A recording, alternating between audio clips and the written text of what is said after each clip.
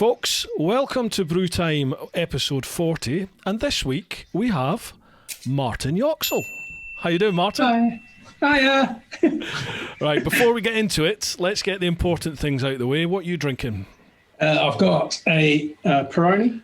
Oh, okay. High caliber, like that. Yeah, Class. yeah. Bit posh down here. I have a can of Zuber. Never heard of it.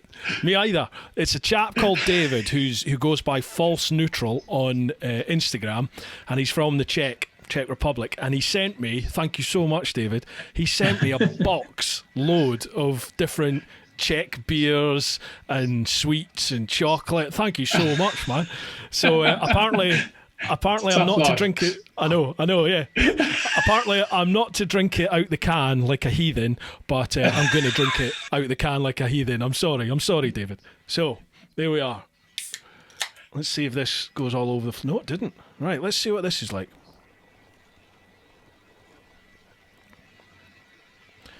You can't fault Czechs with the beer. I tell you, that is good. It's cracking beer, that. Very nice. Awesome. Right, Martin. Where do we begin? Now, no offence, but there is bound to be a lot of people going, who's this Martin Yoxall? So, you got into, well, you followed Teapot for quite a while, and you're actually, thank you so much, you're one of my patrons, you're in the clan. But I didn't realise your situation until I started doing, if you're not following on Instagram, please do, because I need to get to 10,000 and get the swipey up thing. You must be nearly there. I think I'm about 40 short, but honestly, I've been like I've had about 200 to go for about the last 2 years. It's just painfully slow. But just before New Year, I decided enough was enough. I'm a complete fat knacker. So I got a second-hand rowing machine from my neighbours, and I started rowing, and I posted up on my Instagram stories every day just saying, right, this is it, time for change, I'm going to start losing weight. Do me a favour, tag me and tell me what you're doing, and that'll give me the impetus to keep going. And loads of people have done it, haven't they? You're one of them. Loads of people every day tag me and post up them out walking, running, cycling, training in the gym, all sorts. And it's a good little thing we've got going on. You started posting up your stuff, and I got to admit, initially I was like, oh, you've taken a while for that distance. No offence. But then I looked I looked at your profile, and I was like, the bugger's only got one leg. And then I started looking more into it, and now here you are. Yeah. So the trouble is I keep going around in circles. Awesome. Martin, I do this with everybody, mate. So just to introduce yourself to people that are listening and watching, I'll pass it over to you. What's your name? Where'd you come from? Yeah. What do you do? Martin Yoxall. I'm known as Yoxrex on Instagram. Live in East Sussex, down where Westonsnere used to be. Mm-hmm. I'm an engineer by trade, but I've done various things throughout my life. And I live with my partner, who's just sitting over there. Couple of dogs, no kids, so money for toys. And then, it's basically what I do. So. You are no different. Everyone else I get on here, they never talk about like to me what is the main thing. Like that's the main thing about them. I get people on here that have done amazing trips around the world, done all this amazing stuff, and they never bother mentioning that. They tell me about all this other stuff. Now, we're going to get into it anyway about what happened and how you've dealt with it and life and everything like that. But just in a sort of nutshell, what's your situation? What happened? Right. So when I was 21, it was Boxing Day, and I popped around to my mum and dad's house to say hello. And then I left there, and I thought, I haven't been on the bike for a while, I'll just go sort of long way home. And it was a 30 limit, straight road. Car was waiting, facing me to turn across what would be my carriageway into a turning. And as I got there, he turned into me and sort of bumped me. And it was just like a little, and I was still on the bike. but I'd sort of been bumped towards, there's some people waiting to cross the road, and I was sort of heading towards them, so I sort of steered it back into the road, hit the curb, came off, sort of slid down the road a bit, and the first thing I looked at was my hands, because I'd put my hands down to sort of stop me going over and over and over. Yeah. And I thought, I looked at my hands, and I thought, that's all right, gloves are all in one bit. And then I thought, leg looks a bit funny. I thought I'd broken it and it was tucked underneath. And then, it was just like gory bit. It was just like arterial blood shooting. And it was a bit surreal. So it sort of went into slow motion from that point. It was so obviously my knee had gone into his headlight, and so he'd stopped, and it was just a sort of sheer reaction. And so it was an amputation basically at your knee, wasn't it? Straight away, yeah. Oh. But it didn't hurt. It was like a bit weird. It was like, this doesn't happen, you know. Wow. And there was a petrol station over the road. There was quite a few people about. One of the people who was waiting to cross the road was a nurse, so she came over and tourniqueted my leg. Wow. A couple of others, they were being sick because the bottom half of my leg landed at their feet. So I don't know, it went into slow motion.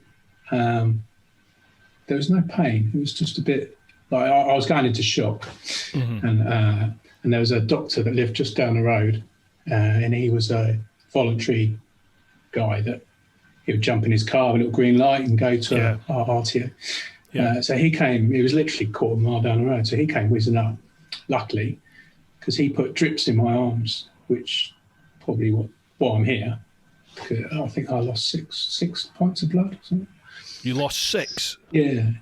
They say, is it not 8 is end of, Very, very, very nearly didn't make it. And then I was near Aldershot, and they took me to what was used to be the Aldershot Military Hospital there, which is another fortunate thing because they're quite used to dealing with.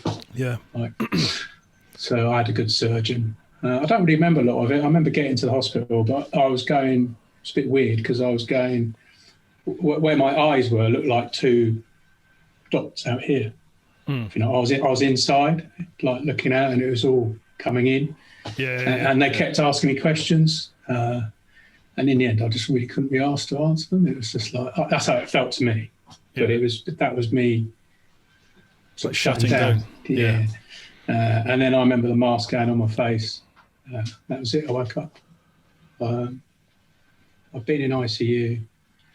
I woke up on the ward. It was middle of the night, I think. And I knew it wasn't going to be there. So. Wow. Wow. So I was. It was the only injury. I had full leathers on. Didn't have armour in them days. It was a bit of a, you just like had leathers, didn't you? With a denim cut off over the top and DM boots sort of thing. And it was the only injury I had. So, just that's go on. What strikes me there is just, not just the seriousness of the incident, but it's the fact there's an off-duty nurse standing there. There's the doctor. Literally down the road. I probably wouldn't be here if I wasn't. No, 6 pints of blood. That's that's what they had to put back in to get me to normal. God, that's phenomenal. Yeah. Wow. So that basically sent you down a different path in life. Then, how did life change after that? Yeah, it was a bit. I've just heard myself say that question, and you think. Right. How do you think life changed after that? But no, but you'd be surprised. There's lots of things that you might not even think about until it happens to you. Right. But you kind of because I woke up and then the next day my mum and dad came into and I was gutted for them because that's not what they expected for their sort of Christmas and stuff. And then my brother came in. But my dad used to be in the RAMC, so my surname is not that usual. So there was a lot of officers that were at the hospital sort of dealing with me that knew my dad. Yeah. So they sort of put 2 and 2. So I got looked after, if you know what I mean. Yeah. But my first 21, you kind of think, like girlfriends. That's going to be a bit weird. Yeah. What does an artificial leg even look like? I didn't even know. I've never seen one. You kind of have visions of Douglas Bader, wooden, sort of like walking like a wooden top sort of thing. Yeah. Well, you've got the beard for a pirate, so I didn't have that then.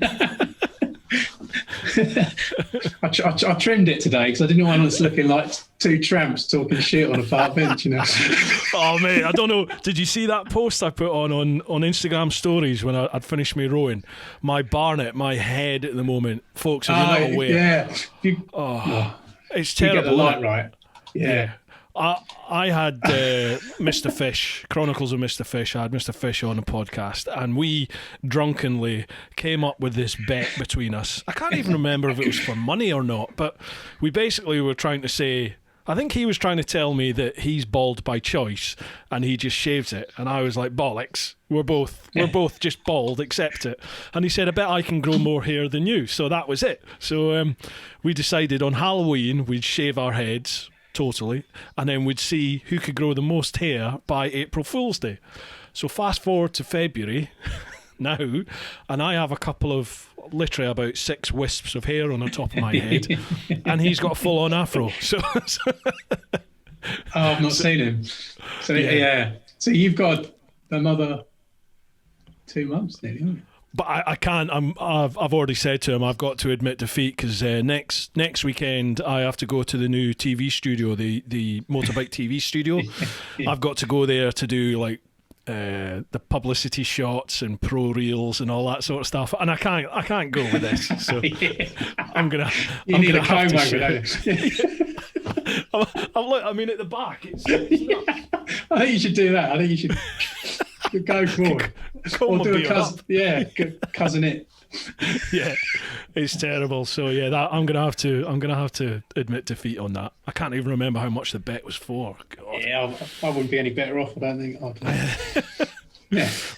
Right. So we've got a little bit of background to you. Then how about I'll do the usual. We'll go onto the social media, onto Patreon, and all the other things. We'll just start going through folks' questions and see where it takes us. Yeah, sure. Yeah. Beautiful, lovely job. So, as usual, first one we'll go to is patreon.com/TeapotOne. First question we have here is from Stuart Bailey. Hi Martin, Bruce's channel motto is live your life. What else do you want to achieve in the future, such that when the time comes you can say without any regrets, I live my life? That's a good question. Yeah, it is. Yeah, good. I've deliberately not read any of them. I've kept away from the thing because I thought I don't want to prepare any answers. I just want to say it how it is. So I quite fancy doing a skydive.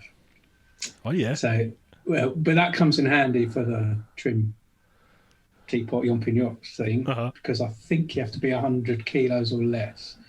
For sky, yeah, I think so. Yeah. So I'm at the moment 104. Ooh. So I'm nearly there. I always weigh myself with my leg on, simply because I can't stand still enough on the scales for them to register. so I don't, because obviously it weighs more than my actual leg. So the number doesn't really matter to me. It's the going down. Yeah, I get you. So I think at my heaviest I was 116 and a half. So.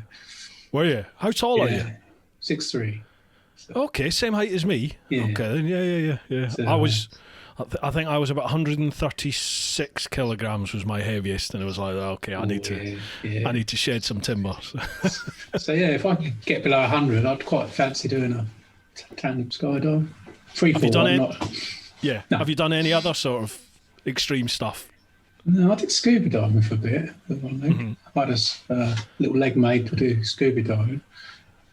What's that? Is that what I take it that has like a flipper attached to it then, does it? No, it had like a foot, but you could, there was a pin in the ankle and you could pull the pin out, rotate the foot so it goes pointy, and then push the pin back in so it locked it, and it didn't have any magic stuff in it. It was just a plastic sort of leg. Yeah. And then you could lock the knee straight. Yeah.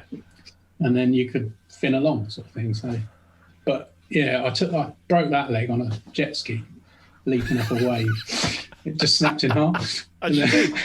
Yeah, I don't do that I with didn't. 2 legs. I heard a massive crack, and I didn't think anything of it. And I thought, oh, I broke the jet ski. And then when I came back to the beach, as I stepped off, the bottom half of my leg stayed where it was. I got off to go to walk, and then there was nothing there. So I just went to, and I just face planted in the thing. And people screamed. Do you ever play up? Do you ever play up to it? Like not let on you've got a fake leg. I thought that was pretty obvious, but. So in terms of the artificial legs, then I mean, pardon my ignorance, but in my head, I know you can get like animatronic ones now, like robotic ones that do all sorts. Do you have anything like that, or no, do you have different legs for different occasions, or? No, you get. So I have the one that I wear all the time is a microprocessor knee, and that's like adaptive suspension. You know, where it alters itself all the time. Right. So as you walk, it's monitoring.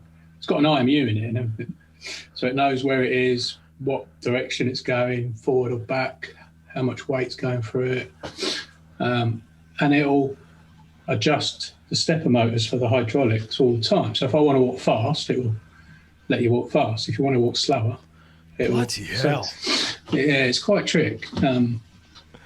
And that was a trial, so I've been on it a year, and I think it's brilliant. It was like at the next level. Yeah. Yeah.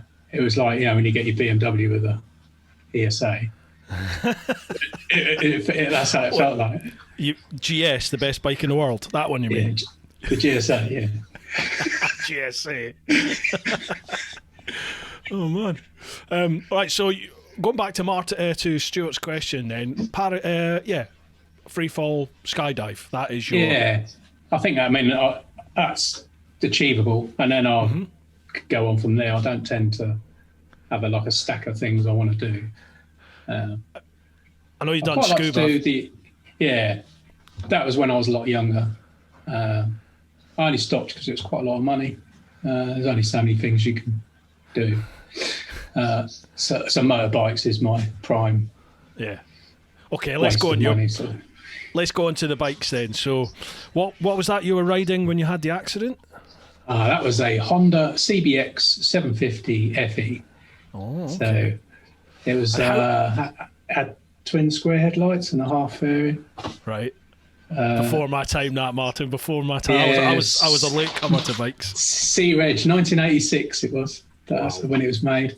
But yeah, that was my first. I got a bank loan. Bought that. All the other ones I'd had had been like sheds, basically, like old Zeds, and like a 350 LC and stuff.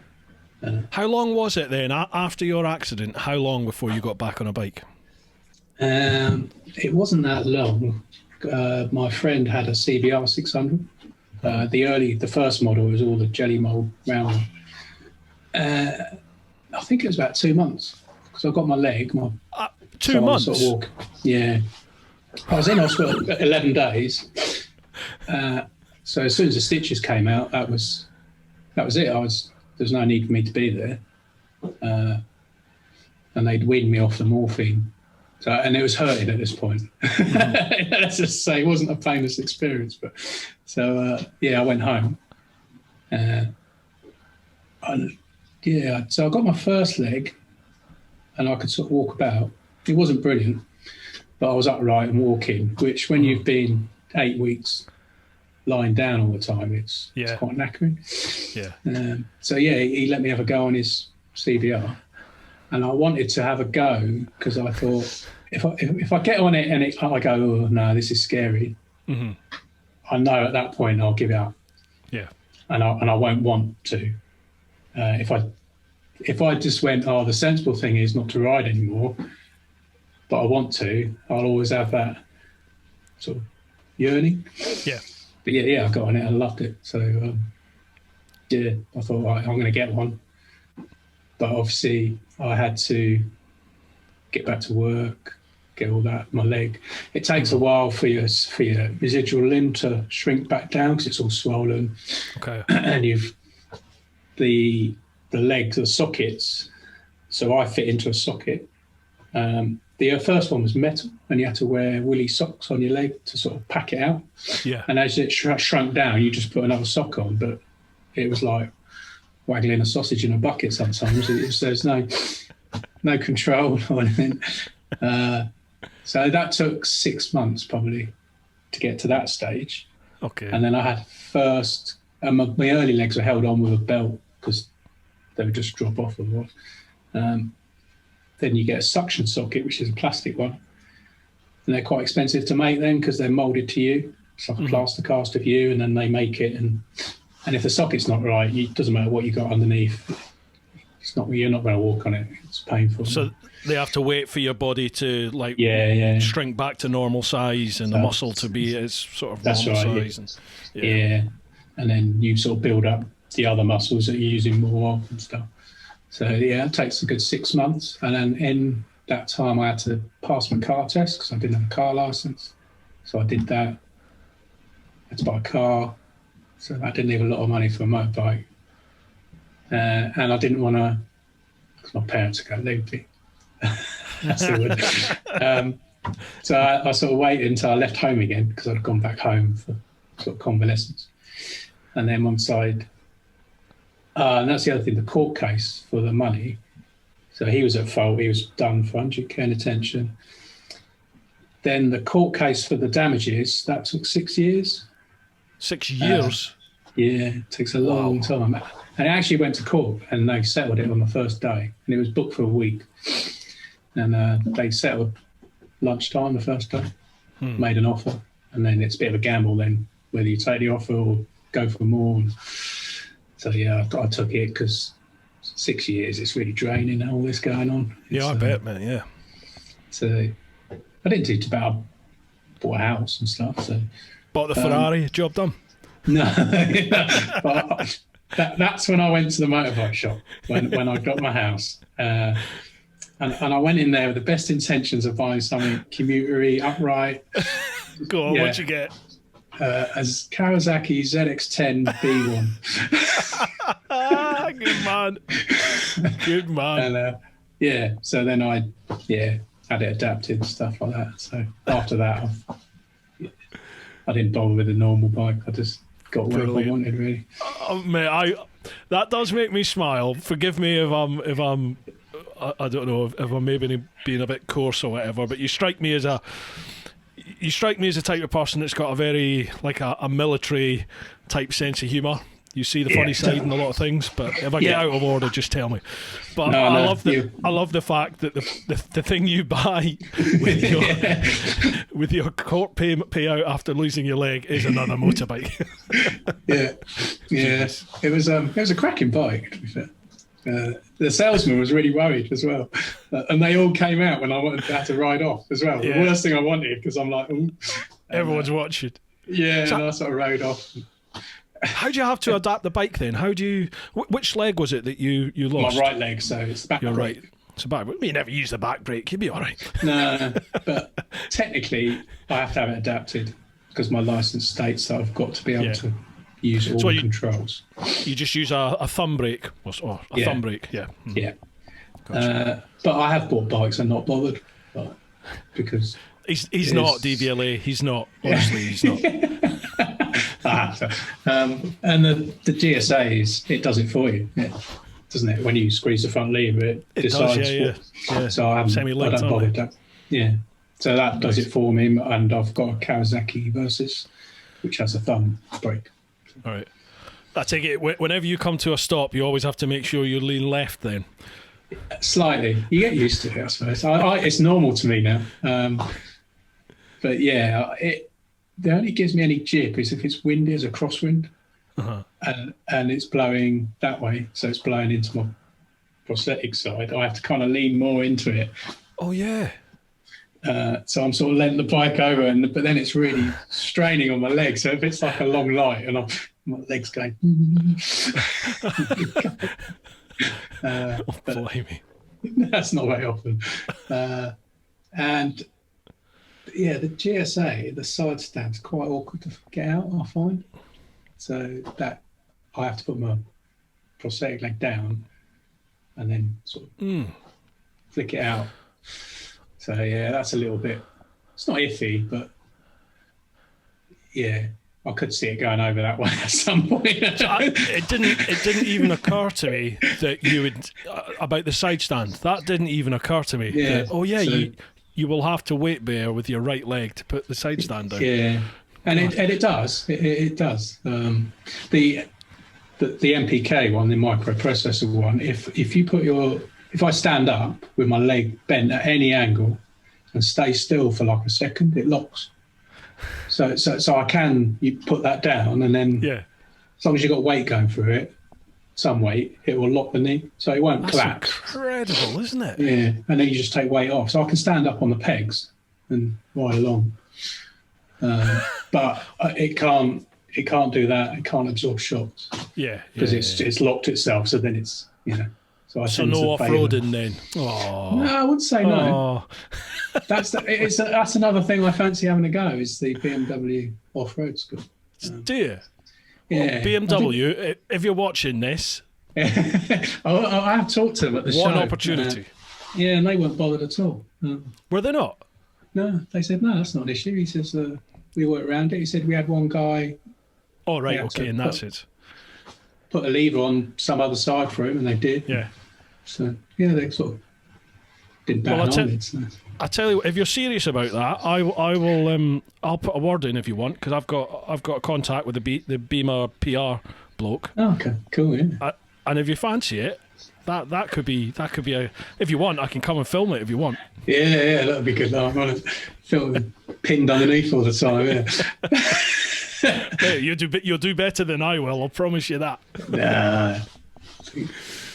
Right, let's go on to the next question, because I've just seen who it's from. Have a guess. Pete English? That's the one. Yeah. Hi, Martin, and welcome to the now famous podcast club.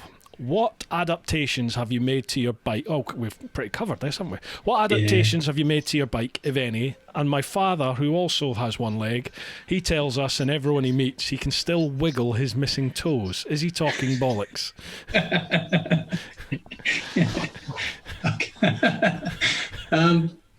Maybe he's got a special leg, I don't know. Yeah, there's different adaptations you can have. I have had my first adaptation. It was a valve that split the pressure when you squeeze the front lever. So the ZX10 had that. Mm-hmm. But I always like having them separate. So I've always gone for having it on the handlebars. But you could have it on your foot, on your left foot, behind. Do it with your heel or something like that. So there's lots of different ways. Yeah. It's quite an easy thing to do because you just run an extra line. The bikes with ABS is a bit more difficult because you've got to run it round, and they tend to have metal fittings that go into the ABS bit. So on my Versys, I had to run from the handlebar down to where the foot would be, put it onto a splitter there because the standard brake pipe comes off of that, goes up to the ABS pump, and then comes out of that and goes back down to the caliper. What, did you do all that yourself? Yeah, it's just only taking it off, and then... Yeah. It's quite handy because I engineer. There's people. Of course, you're an engineer, aren't you? So I either make it myself or I get a guy to say, "Oh, can you just turn this up?" Yeah. I was just thinking to myself, sorry to interrupt. I was just thinking as you were chatting that there must be like specialised companies out there that adapt motorbikes. Because certainly they do cars, don't they? So there must be companies that do motorbikes. You'd be surprised. Not really. There's the NABD, which is National Association for Bikers with a Disability. Mm-hmm. They will give you a grant if you lose a limb to adapt your bike, and they have kits. So they source them in from somewhere. So that's a good point of call for anyone that has anything. You don't have to lose a limb. You could just have weak knees or whatever. So that's the NABD. Yeah. I'll put links in the description, folks. So they were quite good, but I came across them after I'd sorted it out. But it would have been handy because at the time you didn't have social media and stuff like that. It was word of mouth or whatever. So I had to sort of sort it out myself. Yeah. But you can buy thumb rear brakes now, like anywhere. Well, because a lot of the racers Exactly, have thumb brakes, don't they? Yeah. So if you've got clip-ons, you get the ones that clamp onto the fork leg and you just run that underneath. Or, because I've got handlebars, there's not so many other ones that go to the handlebars, but there's a few, but they're bloody expensive. I mean, Are they? Start at 400 probably and go up to 900 and something. Good God, wow. Yeah. So, and there's another one, there's Clicktronic. They make so it's like the front brake and it's got 2 levers. So you can have the clutch and brake or back brake, front brake, but they're about £1,000 or something. Blimey, good God. Yeah. And if you get the Touratech one, it's £2,000. Yeah, they do. But that's where the NEBD come, because they will help you. They will, even if they paid half for a grant, you're still quitting.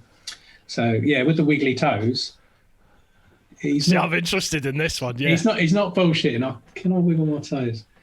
I can have the sensation that I'm doing it. So when I first lost my leg, I could feel the sheets on my feet, even though I only had 1 foot. Wow. Then I've got a lot of phantom pains. So you can feel your foot and it's got something stabbing in it quite painfully. And then over the years, it comes nearer to you. So the pain is like halfway down my shin, but it's in my foot, in my head. So, I think you can feel, because your nerve endings are still there. They're still firing. Yeah, they have to reprogram and recalibrate. Yeah, and some people suffer from phantom pains quite badly for quite a long time. But over the years, mine's got less and less. I hardly get any now. Get the odd one if I'm tired or stressed or something. It sets it off, but I have to learn to relax, and because it makes you tense up, because it's really painful. But there's nothing you can do about it. You can't rub it better. It's not there. So I suppose it's a question of reprogramming your brain and your body, isn't it, to deal with the new norm. That's right. Yeah. Oh, wow. So I've had 33 years without it. So I've had longer without it than with it. So I'm over the hump. Over the hump. Well, mate, you've got a cracking attitude. I mean. But I suppose what else can you do? You just you just have to deal with it. I did have dark times when I was younger, because I don't give a shit now. I wear shorts and I've got a cover that goes on it, so people point or look or stare. It doesn't bother me, but it did then, big time. So you have to sort of get over that bit of it. Yeah, I bet. Right, shall we move on to the next one there? Next question. We have Mark Fulcher. How you doing, Fulch? Evening, me ducks. So, to you both, we've all fucked up in our lives and inevitably had to suffer the consequences. I've always said, if you've never fucked up, you've never done out. So which was your biggest fuck up and what were the consequences of this? Biggest mistake in life. Biggest cock up. My biggest cock up would be I married the wrong person and that got expensive. So I think there's many people out there going, yep. Yeah. So I suppose the usuals. I suppose everyone fucks up, don't they? It's some sort of part of life, isn't it? Yeah. As long as you learn from it, I think that's part of it, isn't it? If you keep doing it, something's not right, isn't it? Yeah, absolutely. You're just banging your head against a brick wall. So you'll have to excuse Fulch's bluntness, his language. He's northern. They're a bit uncouth, these northerners. That's all right. What's he say? He's got something else written here. He says, keep up the good work, Bruce. Hope to see you soon. Sarah's looking forward to hosting. Fulch is a family friend. Him and his wife Sarah are family friends of ours. Obviously he follows here as well. We'll be up to see you as soon as we can, Fulch. Don't you worry. Are you supposed to answer these questions as well? Is this all me? Oh, okay. Yeah, I suppose I should. Yeah, I tried to body swab that one. Thanks very much, Martin. Biggest fuck up. Oh, blimey. Not blowing your speedo out, or blowing your speedo out, surely. Yeah, but I think people have said no, because it sent me down this path. Yeah. I tend to. I've become a bit of a hippie since how long are we into the podcast? I'll mention it. Since my trip, I've definitely become much more of a hippie. And well, not a hippie. I don't mean it offensive, but you know what I mean. I've very much adopted the mindset that what will be in life will be, but I think you have certain control as to what happens in your life, but I think things also have a habit of happening for a reason. And you know, it's like junctions in your path, isn't it? Things happen, you get to a junction and you go that way or you go that way, and it's just that as life progresses, you know. And I think in my early days, there's things like, I've mentioned it before, I used to play rugby to a good level, and all I ever wanted to do was play for Scotland, and I finally got to that stage of trialling for Scotland, and I didn't make that trial, but you know, I'm sure that if I'd put the groundwork in and kept going, I would have. And I didn't. I just sort of went, and then just went on to beer and women, and that was it. Rugby just sort of disappeared off my horizon. So that's something that I've thought about a fair bit in life, and thought, I wonder what would have happened. I trialled with Jason White, who then became the Scotland captain and the British Lions captain, and he's a mate. But I trialled and played with him all through school and representative level, and obviously he went down that path where he was going. I was working the doors in Glasgow, watching him, going, you're off to New Zealand now with the British Lions. Oh, great. But do you think he's sitting there now and he's going, oh, if I hadn't have done that, I would have ridden around the world on a sports bike? Well, this is it, because, you know, life took a different course in my 20s, and in my 30s I ended up down in London and then the Old Bill, and, you know, now I'm living the dream. I'm doing what I want to do now, which is, I'm loving it, you know. But I mean, cock-ups in life, I'm very much like what you said. It's just, cock-ups are just, it's just you trying things, isn't it? And if they don't work out, they don't work out. You got to learn from it. And then move on. Don't dwell on it. So it's probably why I can't remember that many. But other than that, not. I bet I'm here now. So exactly, my mates from the past. Exactly. Yeah. This is the thing, isn't it? Yeah, you know, you've now got the life that you have. I was just going to say that there's probably a lot of my mates who've known me for years are going, what about the time you did this and the time you did that? Yeah. It's always I'm sure I've got related. The same. There's some but I wouldn't incriminate myself. But they could have been a friend. A friend did something. What did a friend do? Yeah, allegedly. Nah, don't go there. Don't go there. No, I was just thinking about it, and I was the words were in my head, and I thought, no, don't go there, Mike. I've got a fantastic story that involves the Clapham Grand, which is an old nightclub in Clapham.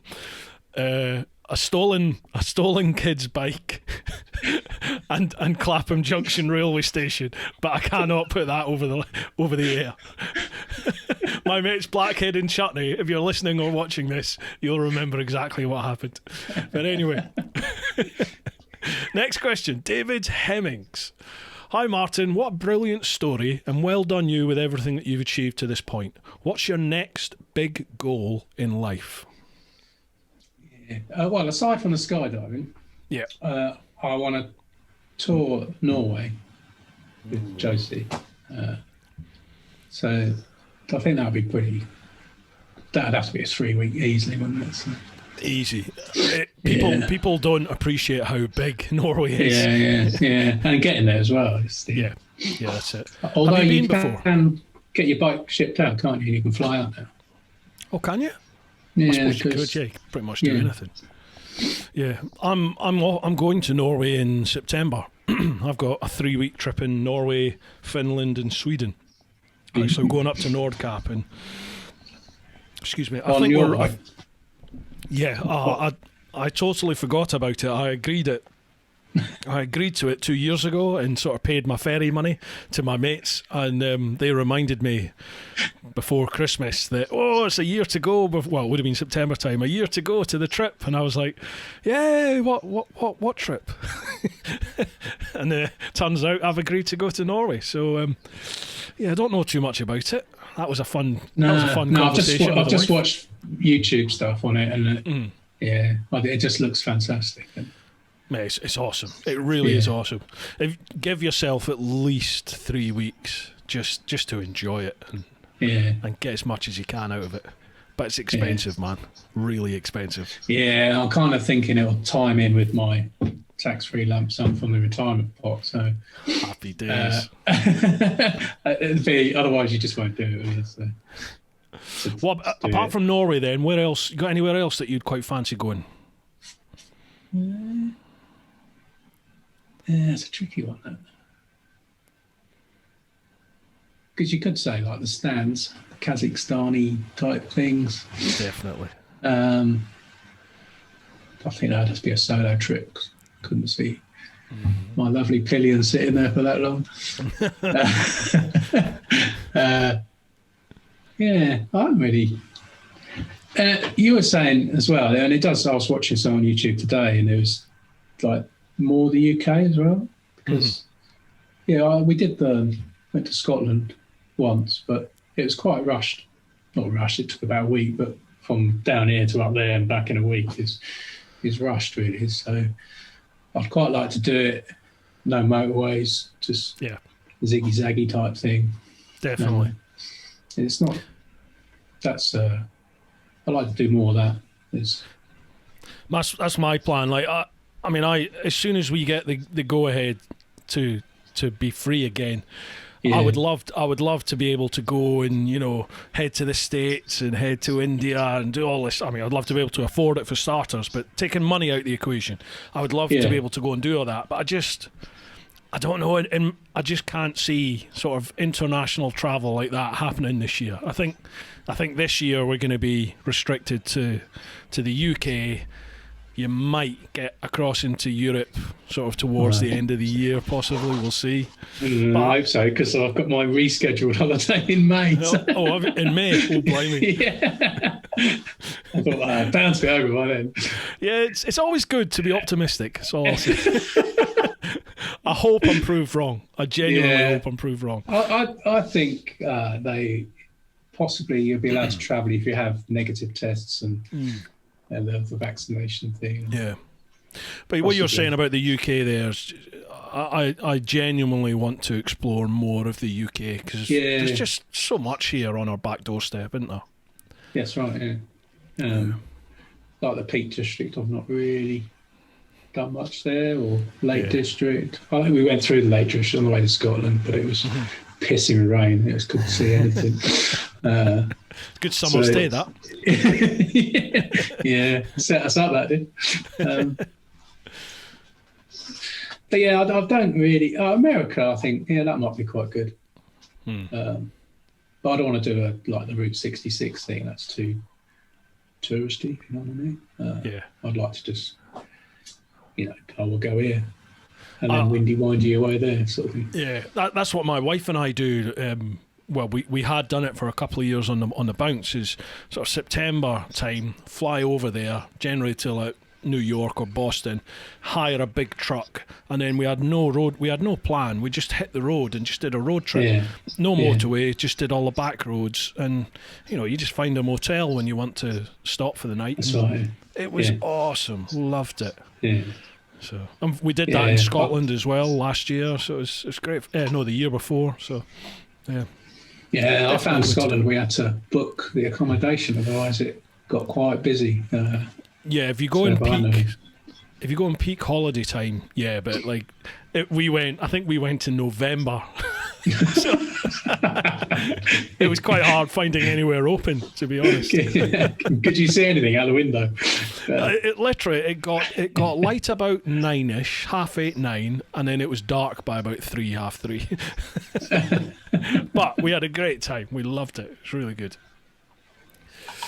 Next question. Ashley writes, "Hi Martin and hi Bruce." Hi Ashley, how are you?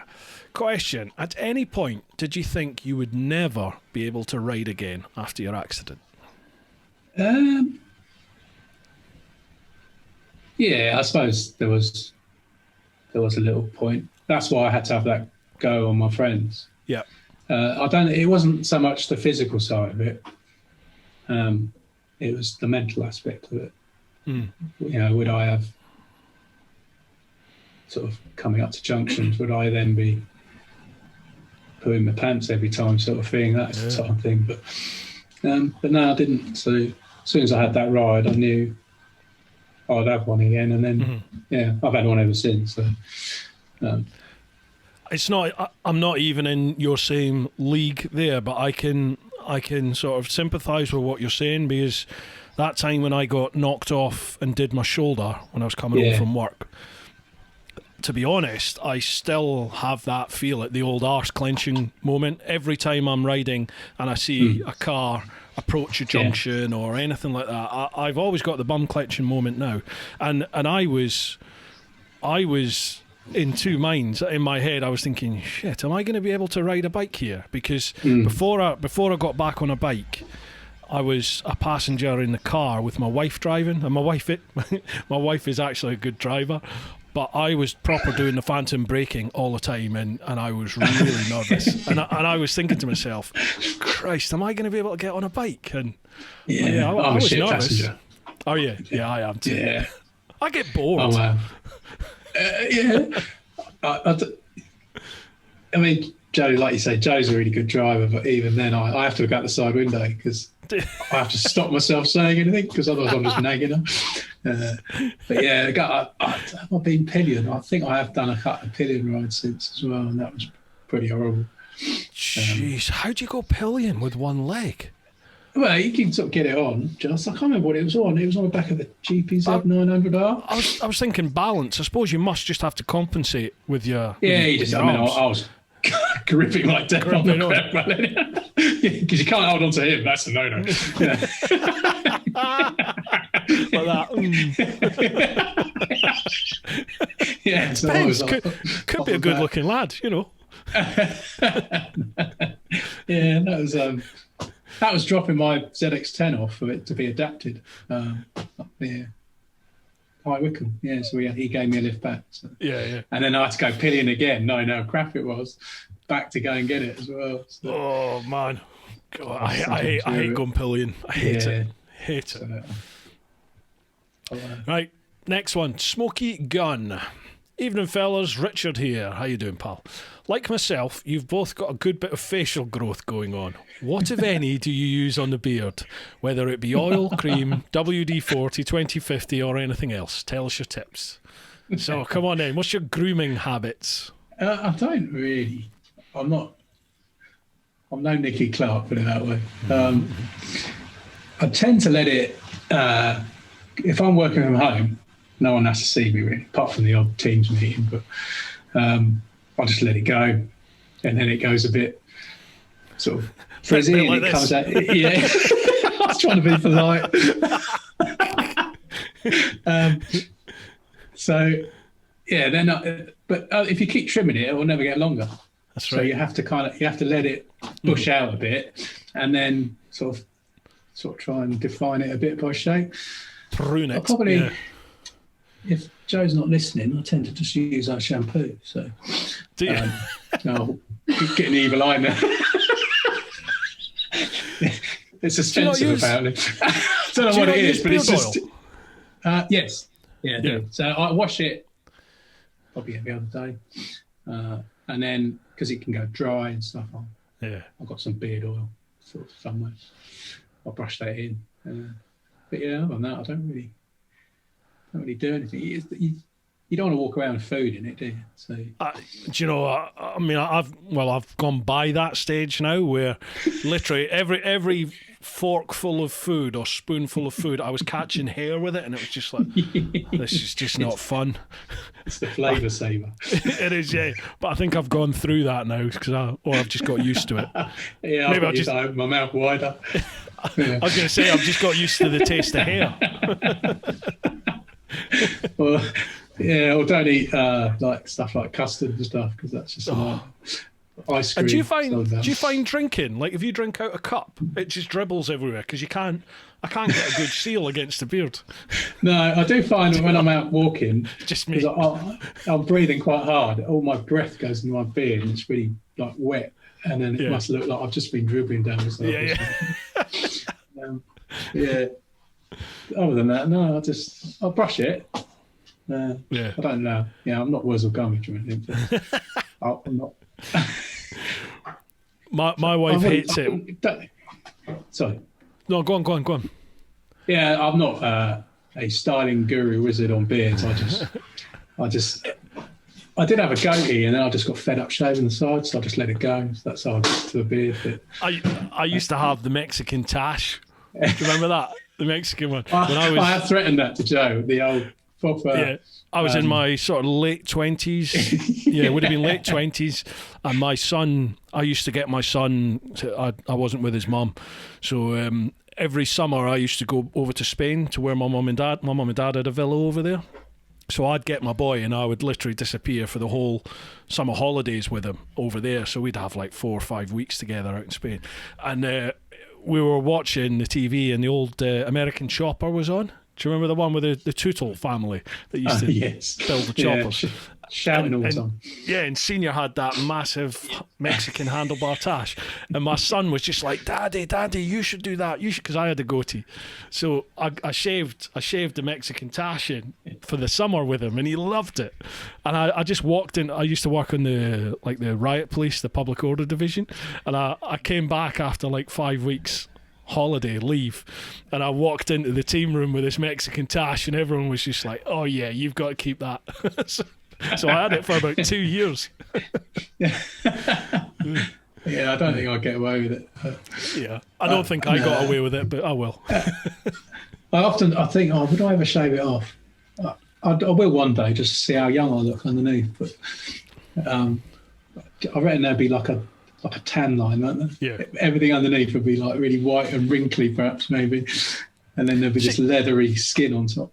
I look about 60 with my beard, but when I shave it off, I genuinely look about 22. You know, I look like a boy without the beard. So I don't know if I want to get rid of it anymore. I might if I get divorced again, I might. Sorry, Joe. Because I'll have to look younger then, won't I? Otherwise, I won't. Right, next question. Robert Forster. Hi all, question from Martin. Apart from your original, how many legs do you have? So I got this one I've got a spare one, which isn't fancy, it's just hydraulic. So my spare one's waterproof, so I can wear that canoeing and stuff, kayaking. And I've got bits of one over there. I've got various feet dotted about. Got one, the scuba one's a doorstop somewhere. You generally get two. You get and they're usually the same, but because the microprocessor needs so much money, they only give you one on the NHS, and then your whatever you had before is your spare. So if something breaks, you can wear your spare one, and then you go off to get it fixed and stuff. Do you have people have that dream bike if they win the lottery? If you won the lottery, is there like is there a leg that you would go for? Yeah. What's that one? There's it's called a Genium X3, and it's a microprocessor, but it's waterproof, and you can run with it, and you can go upstairs with it. I can only go down normally. I have to go up one at a time. Right. So it's got a function where you can flick it out, and it sort of does that, and then it'll straighten as you put weight through it. It's a lot more natural, but the running and the waterproof bit is what does it for me. But it's similar setup. It's got more functions. It's more modes. What's that called? Genium X3. It's made by Otto Bock, a German company. So Otto Bock. Yeah, OTTO and then Bock. So they're sort of one of the market leaders. So they had a lot because world wars basically. So that's how they started making limbs. Was it? And then so I've got an Ottobock sea leg, so it's a C4, which is non-waterproof, less modes. I can't run, and I can't go upstairs, but I can go down. You know what I'm going to say, Tinterweb? If there's anyone out there, I either think a at Genome Ottobock, Genome X3 is about 30 can. there you go. I mean, what publicity? Come on. If there's anyone out there that can make this happen, tag us in. Yeah, and they do active Tag feet Martin, as well. Rex as well. Tag him. Yeah. Come on, people. Let's make this happen. Come on. I don't know if you've listened to the Lyndon Poskett podcast, Martin, but he's right in what he says. Don't ever say never. Don't ever say I can't. You've got to have a positive mindset and keep working. Things will happen. So, come on. People out there, let's make this happen. But this one I've got, that wasn't on the National Health. That used to be the one that you go for. Right. So as everything improves, it all slides down, like your iPhones, So then it becomes in. So there will be a day where the Geniums will come in, and then there'll be something even better. People like me who are on YouTube and social media, there's people out there that get given all sorts of Gucci stuff, expensive bits of kit for nothing. So if you genuinely want that leg, let's make this blooming happen. So please, come on. Anyone got any ideas? Anyone's got any contacts? Drop me a line or drop Martin a line. In fact, drop me a line and I will push it. So just DM me through any of the social medias. Let's make it happen. Come on. You need a Ottobock sponsor, don't you? Fine. Okay, let's do it. We'll get you. You can do your daily postings when you're out running. You'll still beat me. You'll beat me on running, I tell you. I cannot run. I don't run. I just stride really fast. I can't run. So. You'll still beat me, I tell you. Well, there was a time I probably couldn't even walk a mile. So I think as the legs progress, and then this your fit thing started, and it all coincided with. I had a similar thing. And that picture you put up for me, by the way, and I'm standing there with my dogs and my stomach, and I thought, that's a good picture. That's what kick-started. Because I said to my missus, am I really that fat? And she went, yeah. And I was like, I've got to do something about this then. Thank you, dear. So, yeah. Were you like me? Like, I was aware I'd put some timber on, but I didn't think I'd got to that stage. It's not as bad, is it, looking down? But when you get the side on profile, it's like, ooh. But it was at the stage where no matter what shot, when I was editing, and no matter what shot I used, I was like, you're a fat knacker, What about this one? Yeah, you're a fat knacker. And I was just like, oh my God, there's no getting away from this. You could think about it. You could get more sponsorship on that, couldn't you? Just a walking billboard. Yeah, proper. Literally a walking billboard. Yeah. But no, I feel good now. Do you feel better now that you started doing it? It's the consistency of doing it all the time. Yeah. And that's why now I go for a walk and I put weight in my rucksack because I can't go any faster. So I have to change the intensity somehow. And I could go further, but it takes me nearly 2 hours every night as it is. I'll be like out there all night otherwise. So that's how I do it. And then, I find I'm doing the same time with more weight. So I'll put more weight in and then do it. The poor little dogs can't keep up now. So I have to leave them alone. Good on you. Definitely feel fitter and stronger. And, I definitely feel better in myself, Martin. You know, it's just like I've got more drive. I'd love to say I've got more energy, but I'm knackered, but I'm a different kind of knackered. I'm knackered because I've been working out and I've been doing stuff. Yeah. Whereas before I just had this, that lethargic tiredness you get where you just can't be arsed. Yeah. And that's it's a self-defeating cycle, isn't it? Because Absolutely. You don't, and then you get fatter and then you just, So folks, if that rings a bell with you, if that's striking a chord, if you're not already following all of us over on Insta, get yourself across onto Instagram.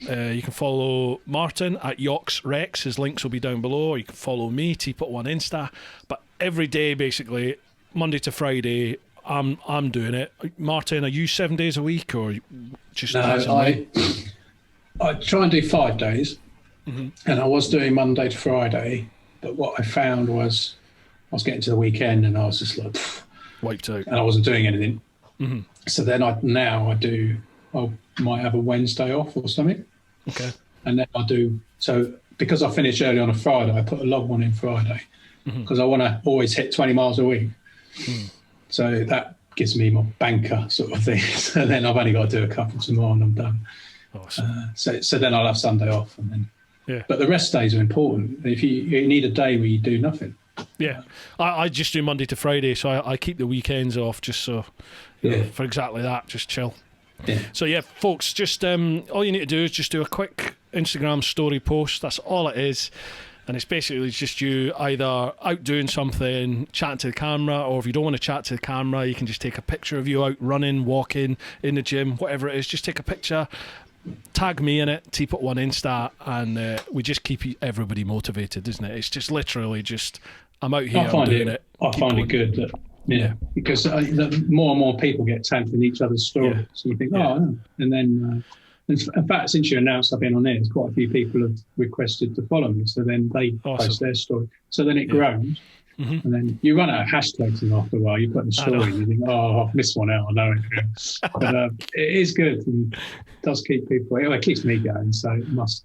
Me too, mate. The amount of times I've woken up in the morning and I've thought I cannot be arsed to go out and do half-hour rowing or circuit or whatever, and then I start going through the stories on Instagram and it's like such and such, like Roger's tagged you. He's in already this. been out. Martin's tagged me and that Lee's done this, and you're just like, oh my god, right, I've got to go and do it now, and it makes you accountable. It's good. Yeah. So do you do yours in the morning? I do, yeah. I am terrible at the moment. I've gone from, in the old job, in the old bill, I was getting up at like 4:30 every morning, into work, do a 12-hour shift, ride home, edit, you know, you work your life around it, and I was surviving on anywhere from an hour to maybe 3-4 hours sleep a night, and I'd done that for decades. And I was fine. Now, geez, it's like I might wake up about 7:30, 8, but I'm not getting out of my bed till 9:30, 10. I'm terrible now. I know, it's atrocious, but then that just pushes you forward because it's like 10 before I get down into my garage and onto the rower. Then you're talking sort of 10:30, 11 by the time I finish training.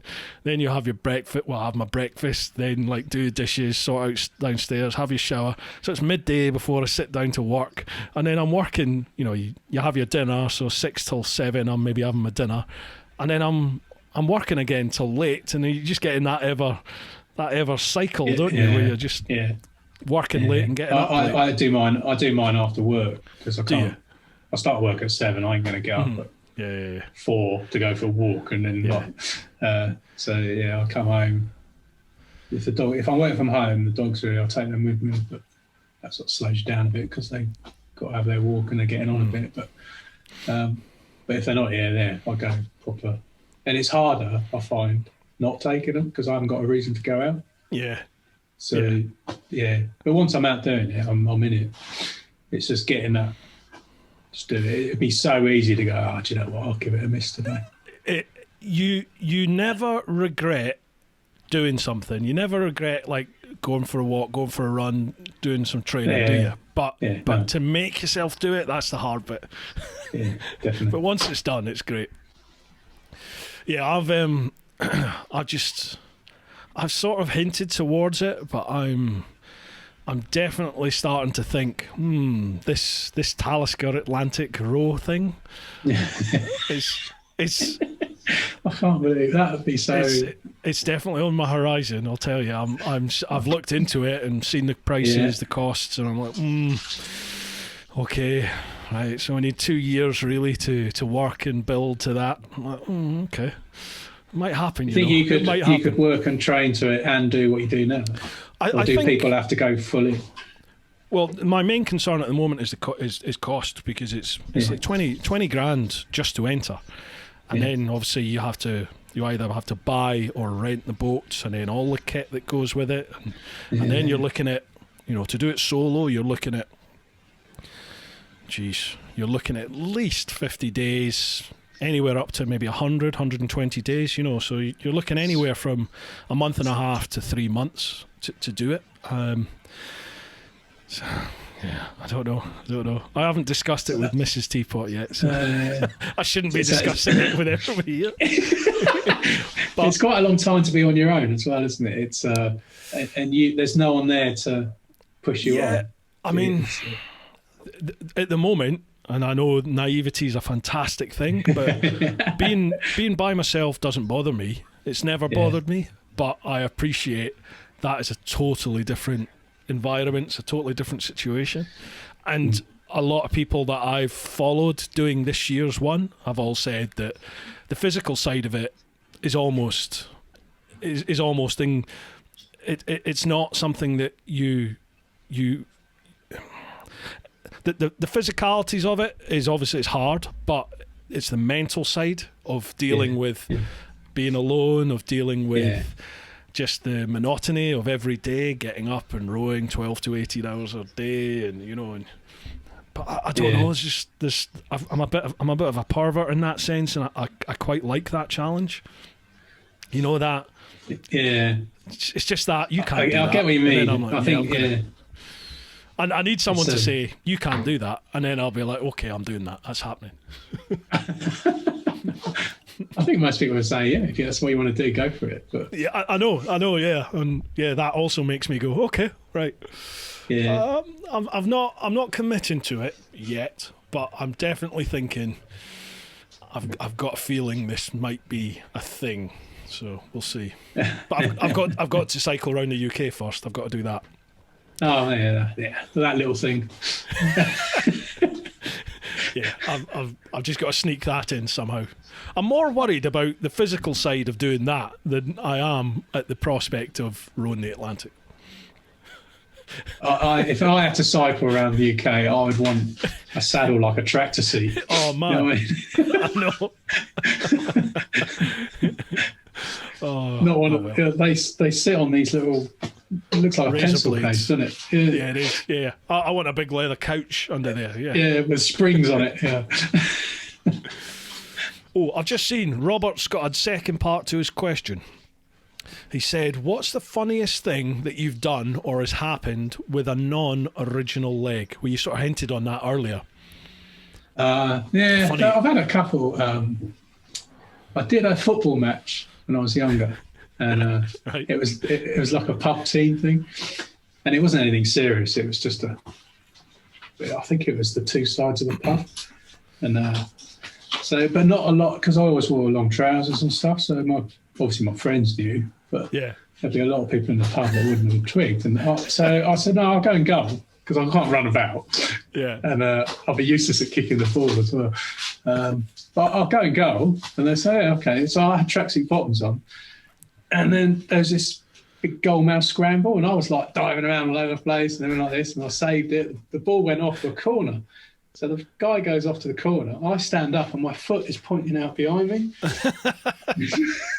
And there's people like, what have you done to your leg? And I went up to the goal post to sort of push my foot against it to twist it back around. So I'm doing this, and my mate's shouting, he's trying to take the corner kick. And my mate's going, hang on a minute. And so I get it all straight. And I'm like, what?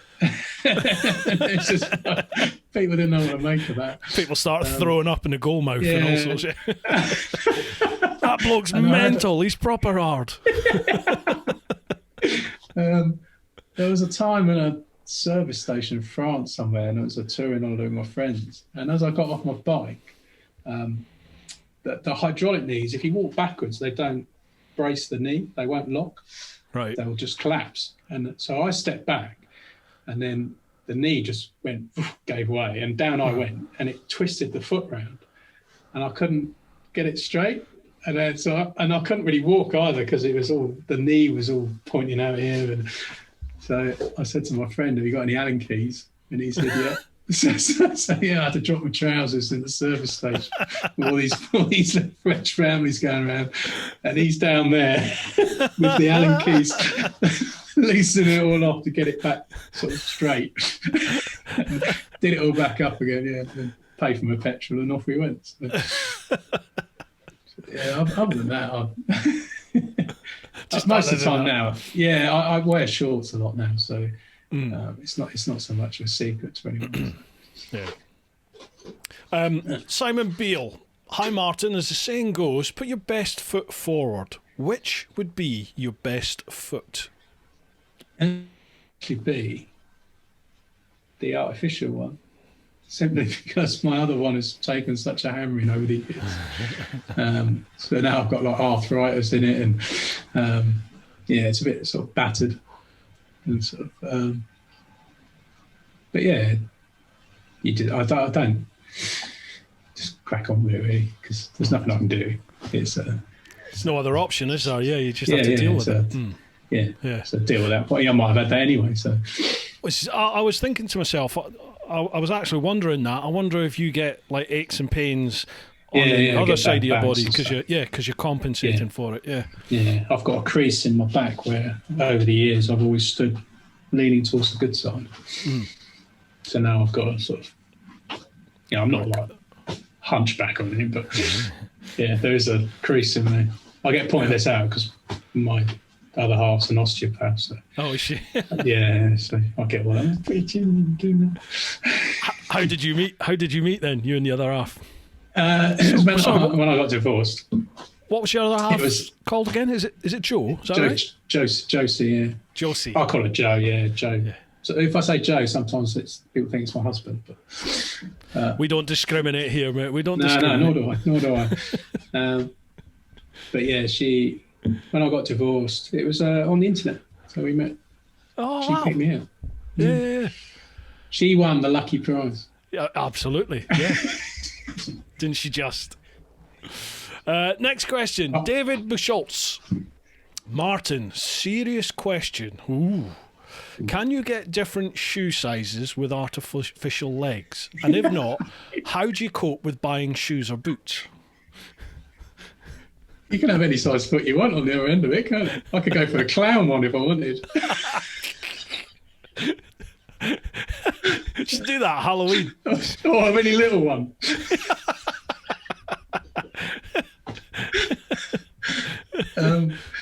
Yeah, no, I've got the same size feet. They come in standard sort of sizes. It's not the exact copy of my foot, right? So, but it has toes. I can wear flip flops. They're like a little rubber sort of shaped foot. If I had one to hand, I'd show you. But yeah, so buying shoes, I always buy them to fit my good foot. Yeah, and it'll go on that one. It doesn't matter if it's tight, does it? I suppose not. Get pins and needles in it, really. I do have to be careful with my shoe choice. I can't wear anything. I mean, the leg's very adjustable, and when you go there and I wear like trainers, and they set it up so you walk quite well in your trainers. If I was to wear shoes with a less of a heel or bigger heel, it would tilt the foot, and then it throws all the walking out, and then you end up sort of walking like Basil Fawlty or so. So yeah, you do have to sort of buy similar height shoes, if you know what I mean. Not that I go for stilettos or anything, but I tend to have flat soles. I've got all these images going through my head, mate. So many questions. Yeah, open up. That's another avenue, isn't it? I'm going to go for a little tiny foot one day, I think, just for a laugh. Get one of those little baby shoes on it. I look like Deadpool when he loses legs. When he loses a limb, yeah. I watched that the other day, Deadpool 2, I think it was, when he had the bottom half ripped off, doesn't baby he? legs, yeah. and other baby things, yeah. It's awesome. I love those films. They're brilliant. Yeah. Right, we have just moved across onto Instagram. So it's at TeapotOne Insta, and Martin, yours is at YoxRex, isn't it? Yeah. There'll be links down below. Jim Morrison's bath water. I love some people's tags that they have on social media. They're just crazy, aren't they? I was quite boring with mine, I think. It's my surname, and I used to have a ZRX bike, and that's how I got Yoxall. But I mean, if you just have your name, it's like, oh, how dare you just use your own name?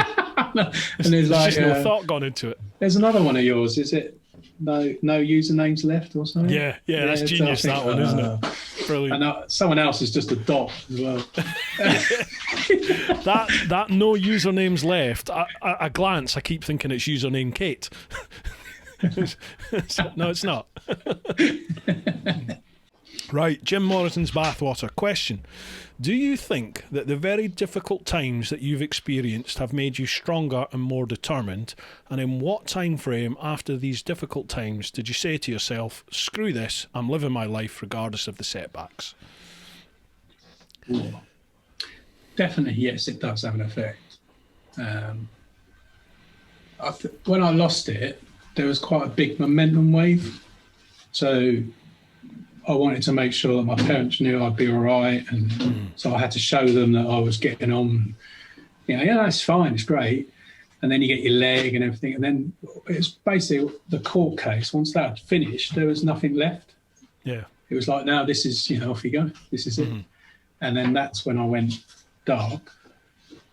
So it went very, quite a bad patch, really. Was it like, what now? Was it that sort of moment? And then is this it? And I was in a job that I didn't really enjoy and stuff. But so I went into work one day and I was just like, it's had enough. So I was literally there now and I just put my tools in my box and said, I'm going. And I went. And then, I went to Australia, did that a couple of times. What did you do over there? All right. But just, my friend who I went to school with married an Australian girl. He got married in Bali, so I went out to his wedding, and then I met Australians there, and they're like, yeah, come over, And then, so I did, and then, so I went over there, and it was great. It was like, because you don't have to like find stuff out, you know what I mean, or do the touristy stuff. No, you don't want to go there. That's shit. It's like, this is, and they got speedboats and motorbikes and you can use it and stuff like this. And, it was him that lent me the jet ski that broke my leg on the beach. It was really good. I had a wicked time. So whereabouts you go in Australia? They lived just outside of Sydney. I went to Perth. Wow. A bit. And then I went back out to see my friends in Sydney again because I thought about moving out there and doing it, but timing wasn't right. I had a house and had a little dog and stuff like that. I thought, I could do it, but it just didn't feel right. So I didn't. So then I had a year off, just doing whatever I wanted, really, which is quite good. And a bit like you, I'd get up late and then end up staying up late, and I turned into this night owl. Yep. But I had a wicked time. I had a couple of mates lodging with me, so it was good times. Then I got married, so there was that chapter. But I just bought motorbikes so I could go wherever I wanted on my bike and stuff. And bought a brand new. It was my first brand new motorbike, and I bought a TL1000S when they came out. The TL1000. Yeah. Like the Widowmaker, wasn't it? Is that not what it was known as? Yeah, unless you're a big fat lump like me, it was all right. But it was a bit thing. I think I got up to 9 points if I had to sell it. Jeez. A mate of mine, I used to work in the diplomatic protection with him, and then he moved to traffic. He ended up going to the traffic unit, and he bought a TL1000. And he's a great rider, and he did a bit of racing and stuff as well. But he just lived on the back wheel on this thing. Yeah, you're a fucking traffic officer, and he's just wheeling every. It was impossible not to on those things. Yeah, that's what he said. He said you cannot keep the front down on this thing. No. So, yes, officer. I had to dispatch on it for a day once when my bike was in for repair. Oh. So I had to went into a TL and 90 miles a tank. Hang on a minute, Martin. I forgot to mention this. I think I mentioned it in the initial post on social media. But you were a dispatch rider for something like 6 years? Yeah. So when I came back from Australia and I thought, I need to do something because I'm just doing nothing. But it sounds like the ideal job. You're into motorbikes. you're riding a motorbike all day. What's not to like? So there was a grant. So you applied for it, and the government paid for the course. There was a week's course, and you get an MVQ in road and transport management or something. Right. But basically, it was just a way of this company would get money off the government, and then at the end of the week's course, they would place you with a courier company. So I thought that sounds all right, because they give you a bit of, you get to know what you're to expect, and then you get put in with a job. But you're self-employed, but you're sort of placed with this company. So yeah, I did that. I quite enjoyed it at first. It was quite a steep learning curve. You got your Greater London map list, and your head's always in it. Yeah. There was no sat navs in them though. And then you get to learn all the post rooms and do all that. So I worked up in London for quite a long time, and then because I lived out in Farnborough, I worked for companies out there that went into London, so I'd do that a couple of times a week. But I was doing 1,000 miles a week, and it killed my enjoyment of motorbikes, because I was always on it. Yeah. So the TL1000s, I didn't ride it at the weekend because I just could not be arsed. The last thing I wanted to do, was because it was long hours. It was good money, but long hours. And then it tailed off. The money tailed off because broadband came out. They weren't sending stuff; they just send it into electronically. But I took, interesting stuff. You must have some stories from dispatching, surely. I had to pick up a dead duck once, and they'd wrapped it up in the yellow sort of a deceased bag. Donald. Yeah, and it was rock hard. It was and so I had to pick it up. It was, where was it picking up from? Hazelmere. Polly has gone. And I had to take it to this place where they examine it, and I think they had to test it to see if it had died of something. And they needed, but yeah, I thought there's no way this duck is going in my top box with my sandwiches and stuff. So I bunged it on the top. So it was like I had this yellow duck shaped thing stuck on the top of my top box, and off I went. Oh God! Got to this place and just handed over. I had to pick up bags of cow's guts from the abattoir, and they'd be like warm still, And it was all gloopy inside this bin bag type thing. They double bag it, but it was minging. I had to pick that up, and that had to go to the EFRA place for them to test it, do random tests and stuff. Did Dame Edna Edridge's glasses. I took them down to her. Did you? Yeah. Engelbert Humperdinck. This is like when you get a taxi driver and you're like, right, what famous people have had in your cab? Yeah. Brian May answered the door in his pants to me. Rewind. Engelbert Humperdinck. What's the story with that? He was doing a concert in Bournemouth, and he'd forgotten something or something. And so you had to pick it up from whatever place in London and then go down to Bournemouth Concert Centre. And he was on stage doing his sound checks and stuff. So he got one of his minions to sign for this. It was only a little thing. Yeah. And he said, you can hang about if you like, have a listen. No, you're all right, mate. Got things to do. Thanks. And it's like... You turned down Brian May. No, Brian May, it was because Roger Taylor lived out... Oh, no, that was Engelbert. Yeah, sorry. Yeah. Yeah. So Roger Taylor and Brian May used to send a lot of stuff to each other because they have record production and stuff. So Roger Taylor's place was off the A3 down on the way to Liphook. And you'd have to go in and then pick stuff up from the recording studio and then take it to Brian May's place. And he had a couple of places. And this time it was in his London place, in central London. So normally you get a minion that comes out and just signs for it and takes it away. You never see him. But this time I knocked on the front door and he opens the door and he's got these bright coloured boxer shorts on and a smart shirt. And he said, I'm sorry I'm in my pants, but my trousers are getting ironed. And I'm like, no worries, mate. So, he signs my docket, and then I went. So that was, it's good things like that. It was a good laugh. But, there's lots of stories of either stuff that my friend did. Channel 4 was a bbig customer, and I had to pick up these. They were like dolls, so it must have been for a TV programme. And they were quite big. They were like this big. There's about 6 of them, and I couldn't get them all in my box. So I put what I could in my box, and then you have a dispatch messenger bag. And so I got that out, and it just like a strap over your shoulder, and I put that in, but it used to hang quite low. So the bag was hanging down the side of me and it was riding down there. But unbeknown to me, the dolls were resting against the exhaust silencer in the bag. So, yeah, I got there, got to Channel 4, and you go to the post room. And so I got the ones out of the box, all right. And then as I got in the thing, this is a bit warm.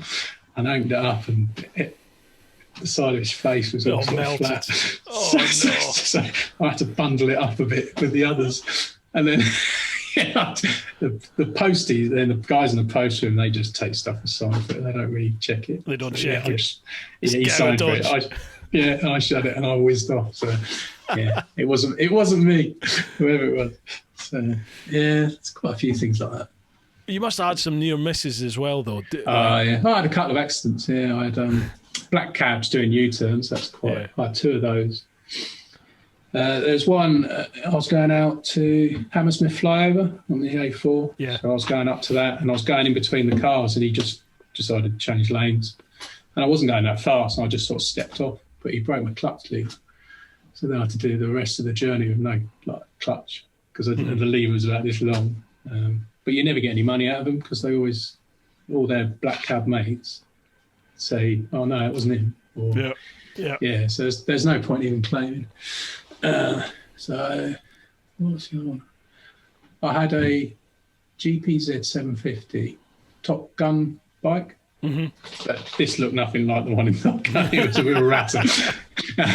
So and I was going down the Bayswater Road, and it was wet. And I was in my waterproofs and stuff. And then I was riding along, and a car just pulled away from the curb because it's like 3 lanes wide. Yeah. And just did this massive U-turn, and I jammed on the brakes, and I missed him, but the wheel lock tucked. And down we went, and then I slid along behind this bike, and then my bike hit the back of another bike who was waiting at the traffic lights, another courier, and he just sort of looked down at me and just went, and I sort of came sliding up and hit the back of my bike. And he goes, "You all right?" And I went, "Yeah, sorry about that." And he's like, "No worries." Like, go green, he just went. And then so I had to pick my bike up. And it crashed quite well. It was a bit flat down one side, but I was quite pissed off because I ripped all my waterproofs. So, yeah, I got wet that day. So what was the turning point then that you decided, right, okay, I've done dispatch riding, let's move on? Yeah, it was because the money tailed off, really. So I was doing longer hours to earn less money. So I was when I started, I could do £1,000 a week, which was mid-90s. That's not bad then, eh? But out of that, you have to take out your petrol, bike stuff. That's not bad now. Money. What am I talking about? It's not bad then. I'd be chuffed for that. It was good money, but it was long hours, and you had to be prepared to do everything. Mm-hmm. So I would get home at 10 a lot. 2 o'clock in the morning sometimes. You do a day's work and they say, "Oh, we got a Manchester." Mm-hmm. And you go, "Yeah," and then you take it. So you go out to Manchester at 5 o'clock at night and come home. But when broadband came out, it all tailed off quite, like almost on the day. It was like companies were saying so there was no like adjusting period. It was just bang. No, there was like loads less. And then you'd have days where you'd be up there all day and not get one single job. So you wouldn't earn anything. And then, then the next day you'd get 2 going to, miles away. So where did you go then? After dispatch riding, where did you go to after that? I went back into engineering. What engineering is it you specialise in? Are you mechanical or electrical? Yeah, so I used to work on lathes and mills. So I did my apprenticeship on that. So it was quite handy always having that. I could always go into somewhere and say, I've done an apprenticeship, this is what I can do. Yeah. You don't really forget. I just got bored of it. So, but after like 7 years of riding motorbikes, I kind of wanted to give that up so I could get back into having it for fun. Yeah. So, I went back and like the Zeus fasteners. Do you remember? Who's that? Zeus fasteners, the quarter turn fasteners that you use on fairings and stuff. Oh, okay, right, yeah. Yeah, and so I went to work for them in Farnham. So I didn't earn anywhere near what I was earning couriering, but it was regular and it was the same sort of thing. Mm-hmm. So I did that, and then when I met Joe, I came down to East Sussex because that's where she was. So I work down here now. So. Mm-hmm. But I sit at a desk now. I don't work on machines. I program the machines remotely to do what I'm supposed to do. To do it all. Yeah. There was another part of Jim Morrison's bathwater questionnaire where he said, when did you reach the point where you just said, screw this, I'm living my life regardless of the setbacks? Have you always had that mentality, or is that something you've adopted? No, since? I've always been a little bit. If someone says to me no, that means yes to me. But Joe calls me stubborn, but I call it determined. Yes. Yes. Sounds like Joe and my wife would get on well, because that's exactly I what think she they would. says. So she sort of rolls her eyes at me sometimes, but I if I set my mind to do it, I'll do it, and I'll find a way of doing it. Yeah. It'd be very rare for me to say I can't do it, but I will. But I'll have to exhaust all of my avenues of what I could do. Yeah. But there wasn't really a one moment thing. I think after being depressed about it, I kind of knew that I had to come out of that somehow. Otherwise, I was just going to be a miserable git for the rest of my life. Was that purely down to you then? Like, did you realise that, I've got an issue here, I need to do something about it, or like was there a bit of intervention? Yeah, kind of. I was just getting more and more inward. So being on my own, didn't want to do anything. Yeah. I had no motivation for anything. Yeah. And I was literally just going to work just because it was work and it was money. No. I had a bad period after coming back from. I've never hidden it. I had a bad period when I came back from my trip, and I'd never ever been like that. And I'd heard about people talking about depression and people not being just getting to that stage in life where you just like. You know what it's like? It's just like this emptiness, isn't it? And I just can't. Yeah. And I'd always thought to myself, you're just being weak-willed. Come on, just buck yourself up. And that was the attitude I have. Just buck up and get on with it. And it wasn't until it happened. I just found myself in that, like you said, just that sort of empty place. And I was just like, I don't know what's going on here. I don't know how to get out of it. And I can't even remember now what happened, but there was a trigger somewhere that just switched in my head that made me go, okay, you need to sort this out. You've got to get on with this. You can either keep going this way, but it ain't going to go well, or you go for it. Let's concentrate and get ourselves out. And I just seem to be like that all the time now. It's just, for me, it's just a mindset. It's just, even if you can't focus for the horizon, focus for that step, and then get that step, focus on the next one, and keep going and keep going. Always break it down. Yeah. And like I said to you before, chatting with Lyndon Poskett last week, what he said was that never ever say, I can't do that, or I'll never be able to do that. He said, fuck that, because if you say that, it'll never happen. Yeah. And I totally believe in that. The only person that will ever limit what you are able to attain in life is you. Yeah. Okay, you're never going to be able to jump off a building and fly yourself. You're never going to be able to teleport yourself to another part. You will never be able to do that. But attainable things, the only thing that's going to stop you is you, isn't it? Yeah. So yeah, definitely. Just keep going. Yeah. Yeah. Yeah. I don't think you could be. If you're not that way, I think it would be quite hard. You can't. Some people are just naturally like that, aren't they? Yeah. I don't think you can suddenly flip it, but you can certainly improve on what you do have. Some people are. Sorry, go on. Apologies. Yeah, you use positive examples of when I can't be arsed, and then you went and did it, and it was actually all right. It was quite good fun. And Josie's very good at.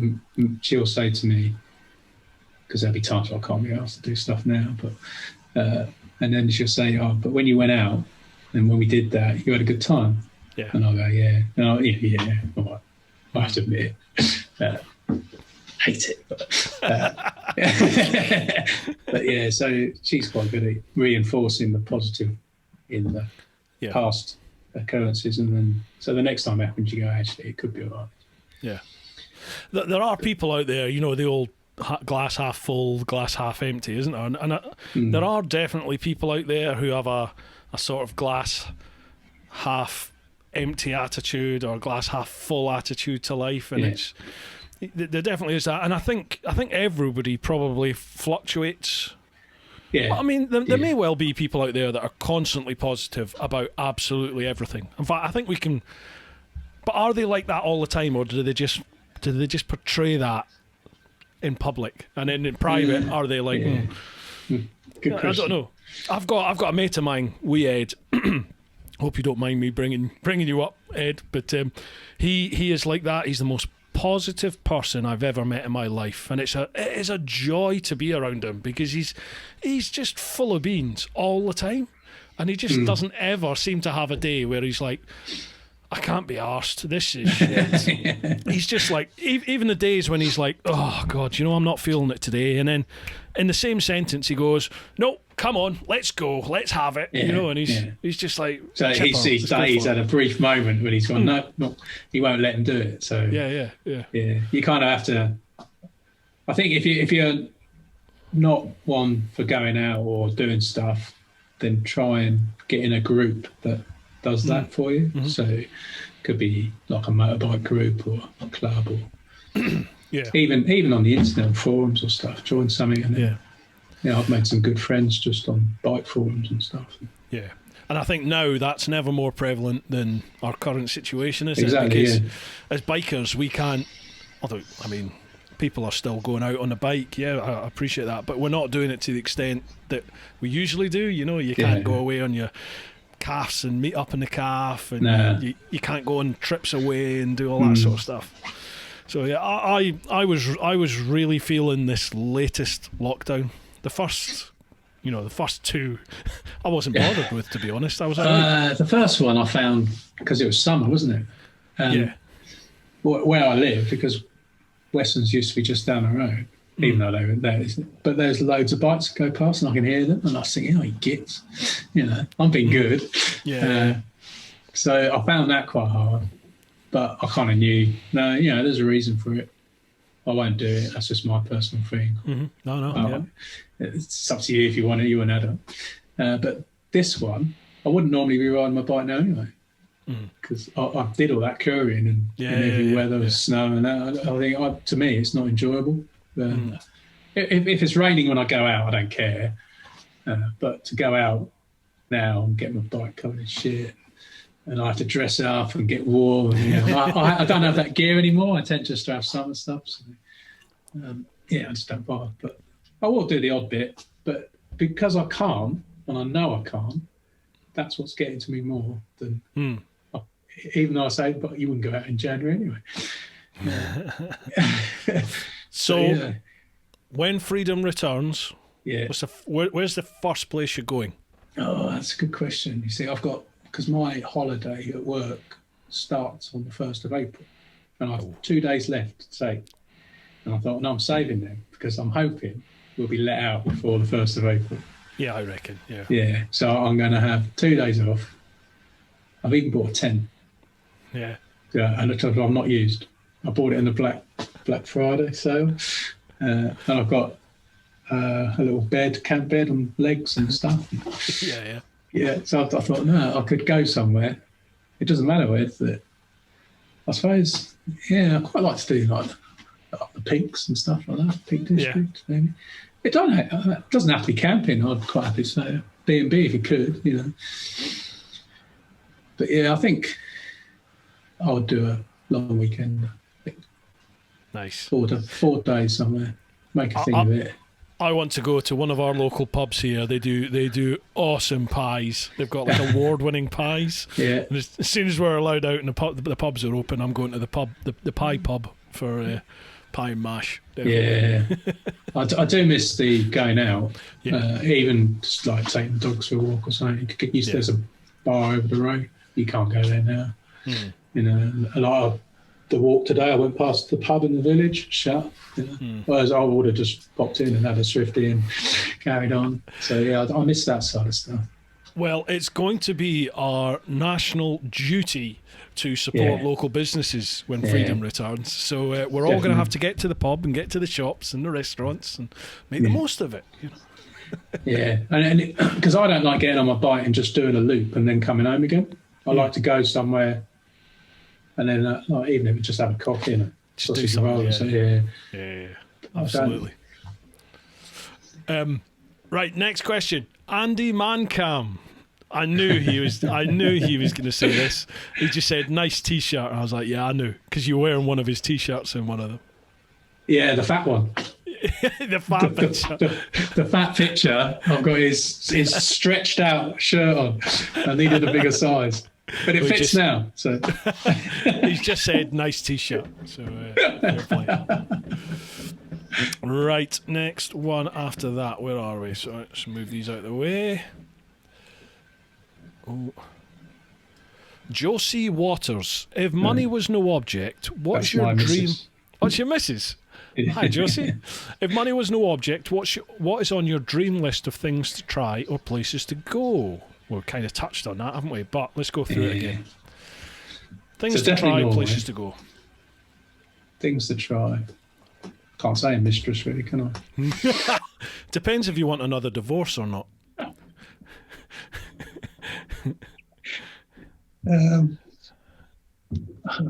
America. Travel in America. Doesn't have to be by bike. You could rent a car. Definitely. I fancy the idea of like an older sort of car. Yeah, the old American big tanky thing. Or RV. The States is so good because it's so different over there. Yeah.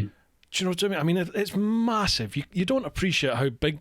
Australia's the same, isn't it? You don't appreciate how big the place is till you're there, and when you travel by road, you realise, or even by air, it's like 5 or 8 hour flight from one coast to the other. It's insane. But it's just all the different cultures and almost languages. You get down in the south and there's all the different dialects that they have, and I love it. I absolutely love travelling over there. Yeah, I think that'd be definitely on my list. I don't really have a thing for India or anything. Do you not? I don't know. I suppose I don't know why. No, I'm sure there's brilliant scenery and there's nice stuff.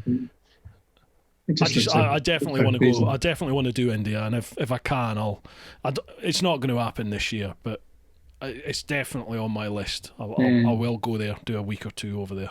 I think Nepal. Looks quite good. Oh yeah. But it's a little bit. I mean, as an ex-dispatcher, even that looks scary to me. But you just see videos and they're just overtaking whether you're going there or not. Yeah, but it just works, though. You know what I mean? It just works because everybody does that. It just works, and it's like you get to places like I remember riding through Thailand, and because it's a Buddhist country, it's Buddhist religion. They just have this mentality that what's meant to be is meant to be, and if it's my time to die, it's my time to die. So I'll just go. And I sadly saw a young lad meet his end on a little moped. He just pulled out in front of a truck, and you're like, why did you do that? and it just literally, decapitated him in one hit, and you're crazy. Obviously, you wouldn't do that, would you? But they just, that's how they get on with stuff. They just do it. Yeah, I don't.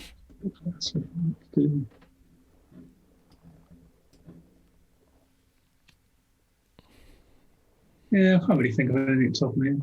Sounds a bit boring, I know. So you're going to skydive in Norway and you'd be a happy man? Yeah, that'd be a good idea, wouldn't it? I could incorporate the skydiving into one of the trips. Yeah, but it'll cost you about 10 times as much as normal. That's the only problem. Yeah, maybe I need to go to America to do the skydiving. Alex Castle? Alex CSTL. I'm a right knee amputee, just like you. It's okay to adapt the bike with the rear brake on the handlebar, but how do you manage when it stops with a 1200 GS with a passenger to handle 300 kilogram on the prosthesis side? Is he saying my missus is fat? I was thinking 300 kilograms for a GS with a rider and pillion. It'd be more than that. What is it? A GSA is what, 290 something? GSA is about 270. Oh, without fuel. I'm thinking without fuel. Yeah, with fuel, you're probably looking coming on 300. Panniers, and then I'm 100 and a bit. Yeah, you're looking best part of half a ton, aren't you? Yeah. So but it's quite a well balanced bike, I find. So if you're moving and you're under power, even if you're slipping the clutch, it's all manageable. I think the Keurig was quite good at. It teaches you a lot of bad habits, but it does teach you bike control and slow speed. And you got to weave in and out, and you got to do sharp right turn, sharp left turns, T junctions and stuff. So you kind of get all that. Yeah. But the only problem I have is what I said earlier. And if there's crosswinds, I have to lean the bike in, and then I'm leaning 300 plus on one leg. But I have a very well developed right leg. So I think you're the squat king in the gym with one leg. No, I can't do squats in the rack because I'm not balanced enough. But the ones you can do the leg press and you push up. I could do 200 kilos with my one leg. Nice. So that's most of the weight, isn't it? Because you're not taking the whole weight, are you? Mm-hmm. The tyres are taking some of it, aren't they? So, yeah. So it can be, if it's a long time. Like when you get back to the channel and then they've got those bloody great big queues to go show your passport. We tend to get off and then I just walk it. Oh, do you? Yeah, because I can't be asked doing the clutch all the time. Yeah. Because I can't, when I stop, I don't click it into neutral. I just leave it in gear. And I either hold the clutch in and then when the lights go green or it's free to pull out, I pull out. So in traffic jams, I'm constantly pulling the clutch in all the time. So my hand gets a little bit tired. So, I just get off and walk it. It's easier. But I wonder what Alex does then. What bike do you ride, Alex? Let us know. Yeah, the side stand is the issue that I said earlier.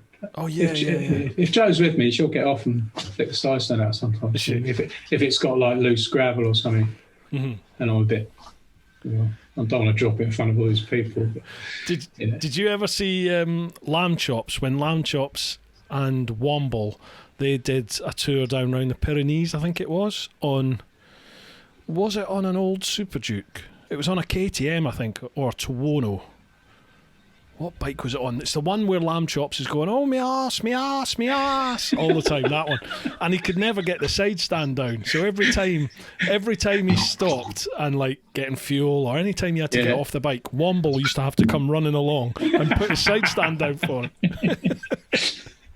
When I did the wheelie school, they use ZX 636s. Yeah.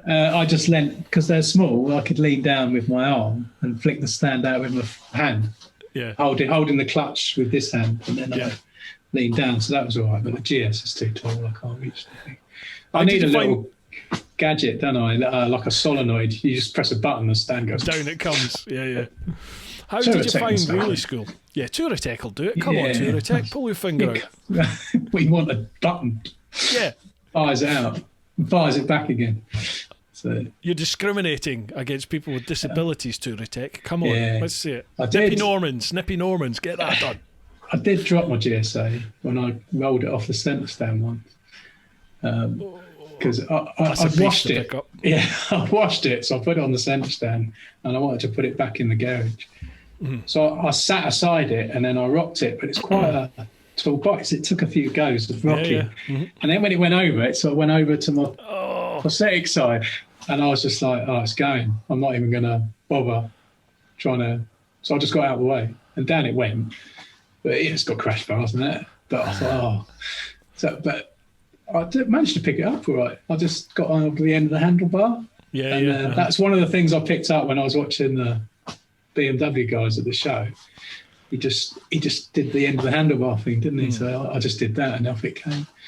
I quickly looked around, make sure no one saw me, and then pushed it away. But that's the only time I dropped it. But I don't put it on the centre stand anymore. I just always use the side stand. Or if I do push it off the centre stand, I stand next to it. Yeah, and then do it. So then it drops and it leans into me. But that's sort of learning, isn't it? So, it is. And it's one of those bikes, you know, it's especially the Adventure, it's a big old heavy bike, innit? And if you don't handle it with confidence, then you get yourself in a lot of problems with that. You got to be the boss. It doesn't need to go of it. far. Yeah. It doesn't need to go very far off centre, and then that's a lot of weight. I did. I went down to Screwfix, and then when I pulled in, it went over. And then it just went past that point where it's like, and I was in no man's land, and I was straining away. And then I was looking around to see if anyone else is in the car park. I'll call them over just to give me a hand with it. Yeah. And I thought, and then it was slowly going down. And I thought, I don't want to put it down. This is bad. And I don't know where I got it from, but I managed to put it was almost on the cylinder of the crush bar, and I managed to get it upright, but I put my back out. On your prosthetic side? No, on my good side. I was thinking, bloody hell. I never would have done that, no. So I had to use my back muscles and my arms, and I pulled my biceps and I pulled my back. But I didn't drop the bike. So you didn't drop the bike? No. It's but I've never ridden a GS that I test rode. Though it's a GSA I test rode, so I bought it. So, I like the look of them. I don't buy it. It's because I'm a big bloke. It kind of, I find it suits me. If you know what I mean. Mate, you're preaching to the converted. As everyone knows, I love them. I genuinely love them. Great fun. There's no way I'd fit on a sports bike now. You'd be surprised. It'd be like the motorbike equivalent of a thong for me. So. I'm looking at one of the pictures that I posted up off your Instagram account, and you're doing a track day. You're on is that a Kawasaki, the green? Yeah, it's an RX 1100. That was. Do you still do track days now?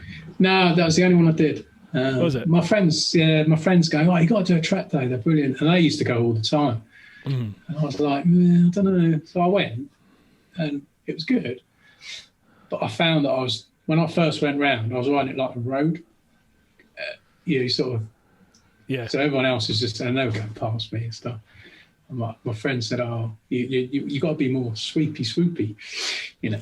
And then once I started doing, once I sort of started doing that, I got better. But it was good. It was good fun, but it's just not. It's not. I prefer just riding. Do you? Yeah. It's a different mindset, isn't it? And I'm guilty of that on the track. I tend to ride the lines like I was on the road. Yeah. And as you said, it's totally different. It's totally different, isn't it? But, they're going white out here, and then they're coming in, and you've got to use all the track and stuff. And I wore through my boot, and it went through, and I actually rubbed away a couple of toes on that track day because I couldn't get the balls of my feet on the peg on that bike. My toe was hanging down, and so that was a pair of boots ruined. It's probably why I don't do track. How do you keep your foot, your prosthetic foot, on the peg? Is that just purely through weight? Yeah, the newer legs are better. They got more. The knees can bend more into itself. It used to get to about here and stop. Now they can go like that. Right. So I can put the ball of my foot on the peg. So I have to lift it on with my hand, and then I just leave it on there. And with a venture bike, it's high up anyway. So you could get a Panigale then because your knee bends. So you could get the Panigale. My knee would fit, but my back and my wrist wouldn't. It's that defeatist attitude, Martin. I don't like that. Come on. I'd have to put big crosses on it, bars like this. Have you seen one of my mates sent me a picture. Hang on, let me see if I can. I'll find it on Instagram, and I'll try not. I'll bypass all the grot that they've sent me, but. Can you see that picture? Look at that for a Panigale. Oh, can you see it? Oh, yeah. That. I can admire that, especially Ducatis and MVs. They put so much detail into everything. I find a lot of sports bikes now are just a bit samey, aren't they? I kind of find myself in that place in life where I look at sports bikes. I love sports bikes, but when I ride them, I'm just like, what's the point? Because you know, literally first gear, and I'm at the speed limit. If I put it in second gear, I'm at 100 mile an hour plus. I love doing that, obviously on a private road. But, you know, it's just, for me now, it's just like, what's the point? Because these things don't come alive till you're at go to jail speeds. And I don't want to go to jail, not for riding a motorbike. You know what I mean? It's just like, so I'd much rather ride a bike where I can have fun low down, makes a bit of noise, makes me feel like I've got big swinging bollocks, and I'm quite happy with that. Yeah, definitely. I did have a ZX12R, and that was a similar thing. Its third gear was over 130, and it's like, you got another 3 after that. It's So Did you see the video, the review of the? Sorry, there's a bit of a delay. It's horrible, isn't it? Did you see that review of the Rocket 3 when I had the Rocket 3? Yeah, see, I quite like that. I've not ridden one, but that's sort of my sort of thing I'd have. I really would love to have that for a length of time over the summer. You know, the spring, the summer, autumn, just to see what it's like on dry roads and maybe do a trip on it, have some fun. So I think if I had, I'd have to have a sort of more of a garage to have more bikes because predominantly I bought the GSA to go touring with Josie, so we've got luggage and it's comfortable and it's got gadgets on it that I find useful, like cruise control and stuff. Second best bike in the world, yep. And the Versys I bought was for that role as well, but it's 40,000 miles now and it's getting up, so I just bought another one, but I kept that one to. The plan is I'd ride that one in the shit weather and stuff, and just if I'm going to work, I'll take that, not the BMW. Gotcha. But yeah, I don't. But the only other bike I was interested in was a KTM, which they never got back to me. So which one? What KTM? It would have been as the Adventure. What is it? The Adventure S, is it? More toury one. They do an R as well, don't they? Yeah, they've got the new 1290. It's just come out. Yeah, this would have been the 12 one before it. What's the big white one they did? I think that was a 1290, but it was the old 1290 engine. The latest one has the new 1290 engine, the Super Duke Gen 3. It's a derivative of that engine. And that engine, honestly, is just amazing. It is just amazing. I know me, it would turn me into a bit of a twat. Yeah. So, I was when I was looking at getting a new bike, it was down to KTM or the GS. And I did think to myself, well, there's two things. There was the reliability and the customer service off of a KTM dealership that put me off because you hear all the horror stories. And I did think to myself, I will enjoy this bike, and this is my job now. I can't afford that. So it was like, no, I mean the 1250. The 1250 is a great bike. It's plenty fast enough. They lent me a 1250 GS Adventure when mine was in for service and a bit of work. And miles difference. The engine's miles better. I still get people. I've been trying not to ride one because I know I'd want it. And then, I went there once, and then they said, "Oh, do you need a bike?" And I said, "Yeah." And because I got a Barnstormers, which is 2 hours from me, but they look after 2 hours. So we'll look up. Yeah, it's 2 hours, isn't it? Because I have to go 272 way along. Have to do the 272. But it does get a bit boring because I do it so much. But so it takes about maybe an hour and a half, maybe if you're having fun. But, so I go out there. So they offered me this 1250 something, and I said no. So they said, well, the only other thing we got is the 650 scooter, and I said no, I'll take that because I didn't want to ride the 1250. But eventually they got me, and I loved it. I still get people messaging me going, no, there's no difference between the 1200 and the 1250, and I'm like, you obviously are not twisting that throttle because there is. But the mid range is the overtaking is just miles more. Yeah, it is. Love it. Yeah. Right, let's stop flying the flag for GS because we'll be losing people in their droves. Dude, I think we've got through all the questions. We've actually managed to get through the questions. We've done well there. Cool. Yeah, cool. Yeah, job done. So, What's the weekend hold for you? I don't know, actually. I haven't got. I'm waiting for some bits from Craig Kawasaki to put my other one back together. So it hasn't turned up, so I won't be doing that. Are you out on your mega yomps this weekend, or are you taking? No, I did off? a big one today. I did 7.5 today. Yeah. So I might have a rest tomorrow, and then get my 20 in by Sunday. Yeah, but it's all getting a bit. It's all the same, isn't it? It's just work.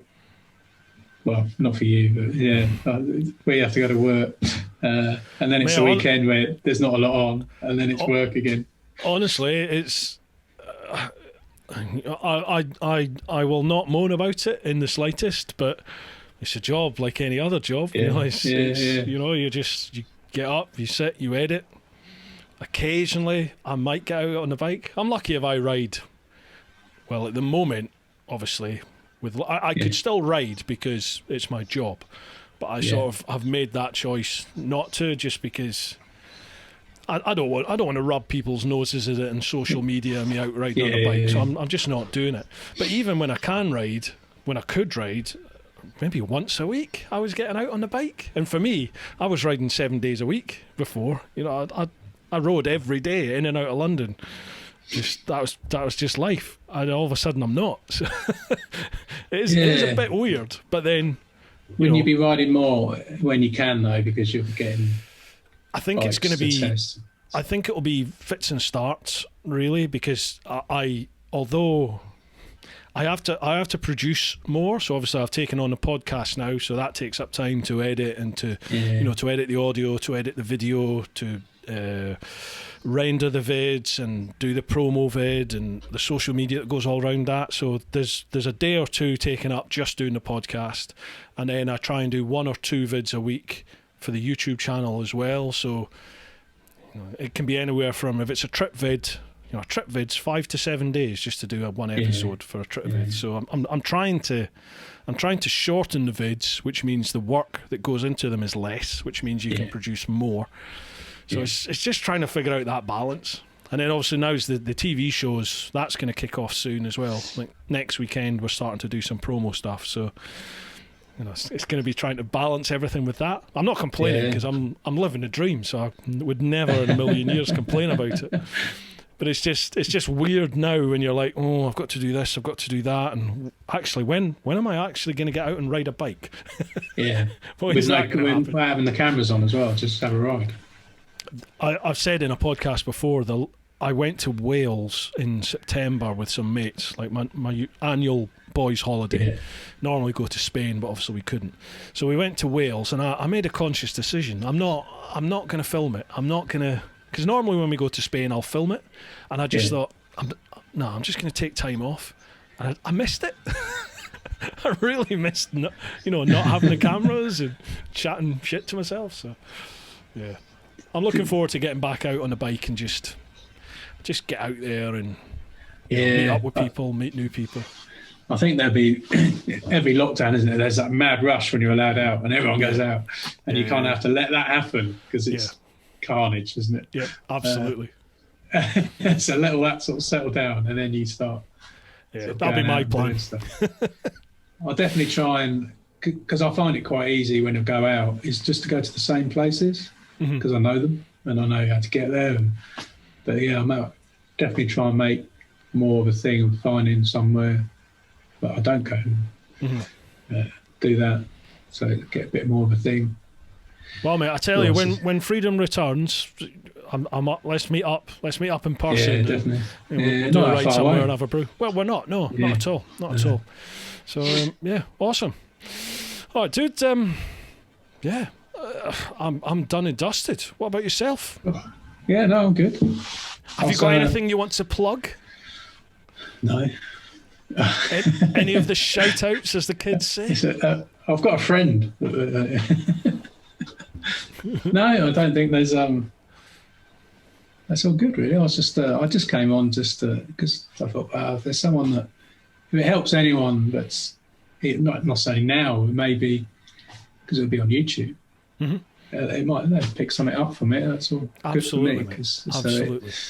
yeah, that's all I'm about. Try and help someone out. That, yeah, because when I go to hospital, I see there's guys that have paralysed arms, so they have everything on this hand. And Yeah. how they do that, I don't know. But and there's another guy who had both his lower legs missing, and he had like a bar coming up to do the gears. So it's like a suicide ship on a CBR. Yeah, it's like how you do that, mate? I don't know. But he says because you got no choice, you just do. It's so yeah, I can see where he's coming from. But yeah, I suppose you got no other option, do you? You just have to make do with it. It's always good when you're up there and you see someone come over and crash out because you just end up chatting, talking shit for 3 hours. And a special, unique sort of bond, brotherhood, familyhood. Yeah. And they know exactly what you're on about, and they've done pretty much the same things and the same problems. And so it's good for that. I'm genuinely chuffed that we've come in contact there, and it's great to have you on. It's been great to hear your story, and I love your positive mindset, man. That's awesome. Yeah. Got to keep doing it. Absolutely. I tell you what, do you have your leg there? I have it on, so I'm wearing it.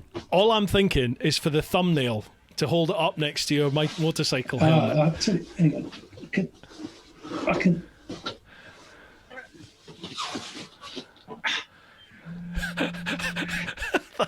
Sorry, but that's great with your lip.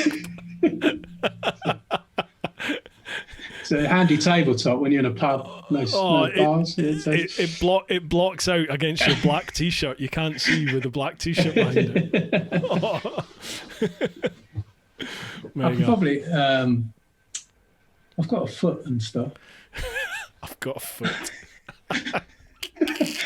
And there's a knee joint I can see over there. That's my old hydraulic one. Don't know if you want that. Just anything that I can use as the thumbnail. That would be awesome. All right, hang on. Let me go and see what I can get. Okay, mate. Cheers. Okay. Is there a foot? I think the foot's in the bedroom.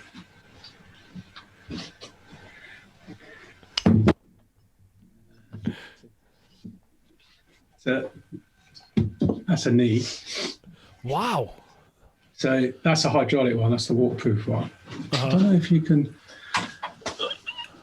Can you see? There's like knobs. It's out of focus, probably. Isn't it? Yeah, it's all out of focus. Yeah. But there's like it's like a shocker's compression and rebound on the back. Right. You can adjust it. Here's one. Here's one I made earlier. That's got a foot on it.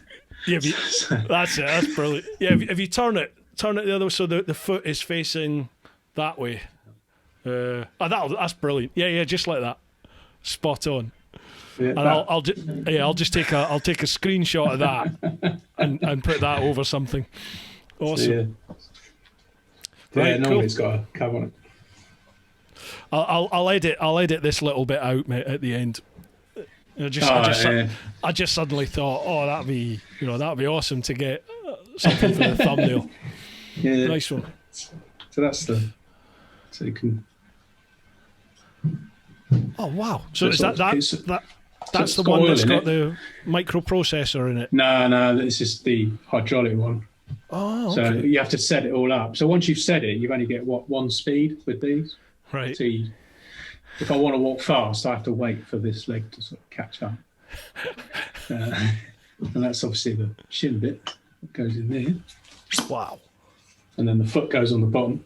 That's that twists. So you can, if you're standing and your foot's on the floor, you can twist your hips and the foot stays still. So you get a bit of, it doesn't sort of stick. What can you remind us? What's the name of that company again? Ottobock. Come on, people. Ottobock. Yeah. Ottobock, reach out. Let's make this happen. That's a socket. So, right. So the knee goes in there. And then that is moulded to me. Right, gotcha. But this one leaks. So that's Can I ask if there's anyone out there that's going through this at the moment? Yeah, sure. Are you willing for them to drop you a line? Absolutely. Yeah. Cool. Or if they're bike adaptations. Yeah. So that's my cover that I have. Gotcha. Yeah, the one, the picture of you that had like the Christmas tree lights, all the different lights. Is that it? Yeah, there it is. There. Yeah. So the battery pack in there. That, it's the same results in there. That got quite a lot of comments. Yeah, that's I remember I went to see Josie. She was on a course, and we'd walked down to this pub. It was in Wiltshire somewhere, and it was pitch black. And we came out. We had to walk up a little lane, and I thought, I'll switch my lights on so it's a bit more visible. And then this voice out of the darkness went, "Mate, that's awesome." Cheers, mate. Yeah. I put it for Christmas one year. Well, folks, if you are maybe going through what Martin's gone through and you want to reach out, bit of advice or whatever reason, just drop Martin a line on Instagram's probably the best place, isn't it? At Yoxall. There'll be links down below, so give him a follow. You can drop my DM or whatever. Top man, that's very kind of you, Martin. Thanks for that. Instagram's really good for like amputee stuff. And there's lots of it on there if you search for like arms, legs, all sorts. And there's people crazier than me doing stuff. Have you seen the guy with no arm wheeling a motorbike?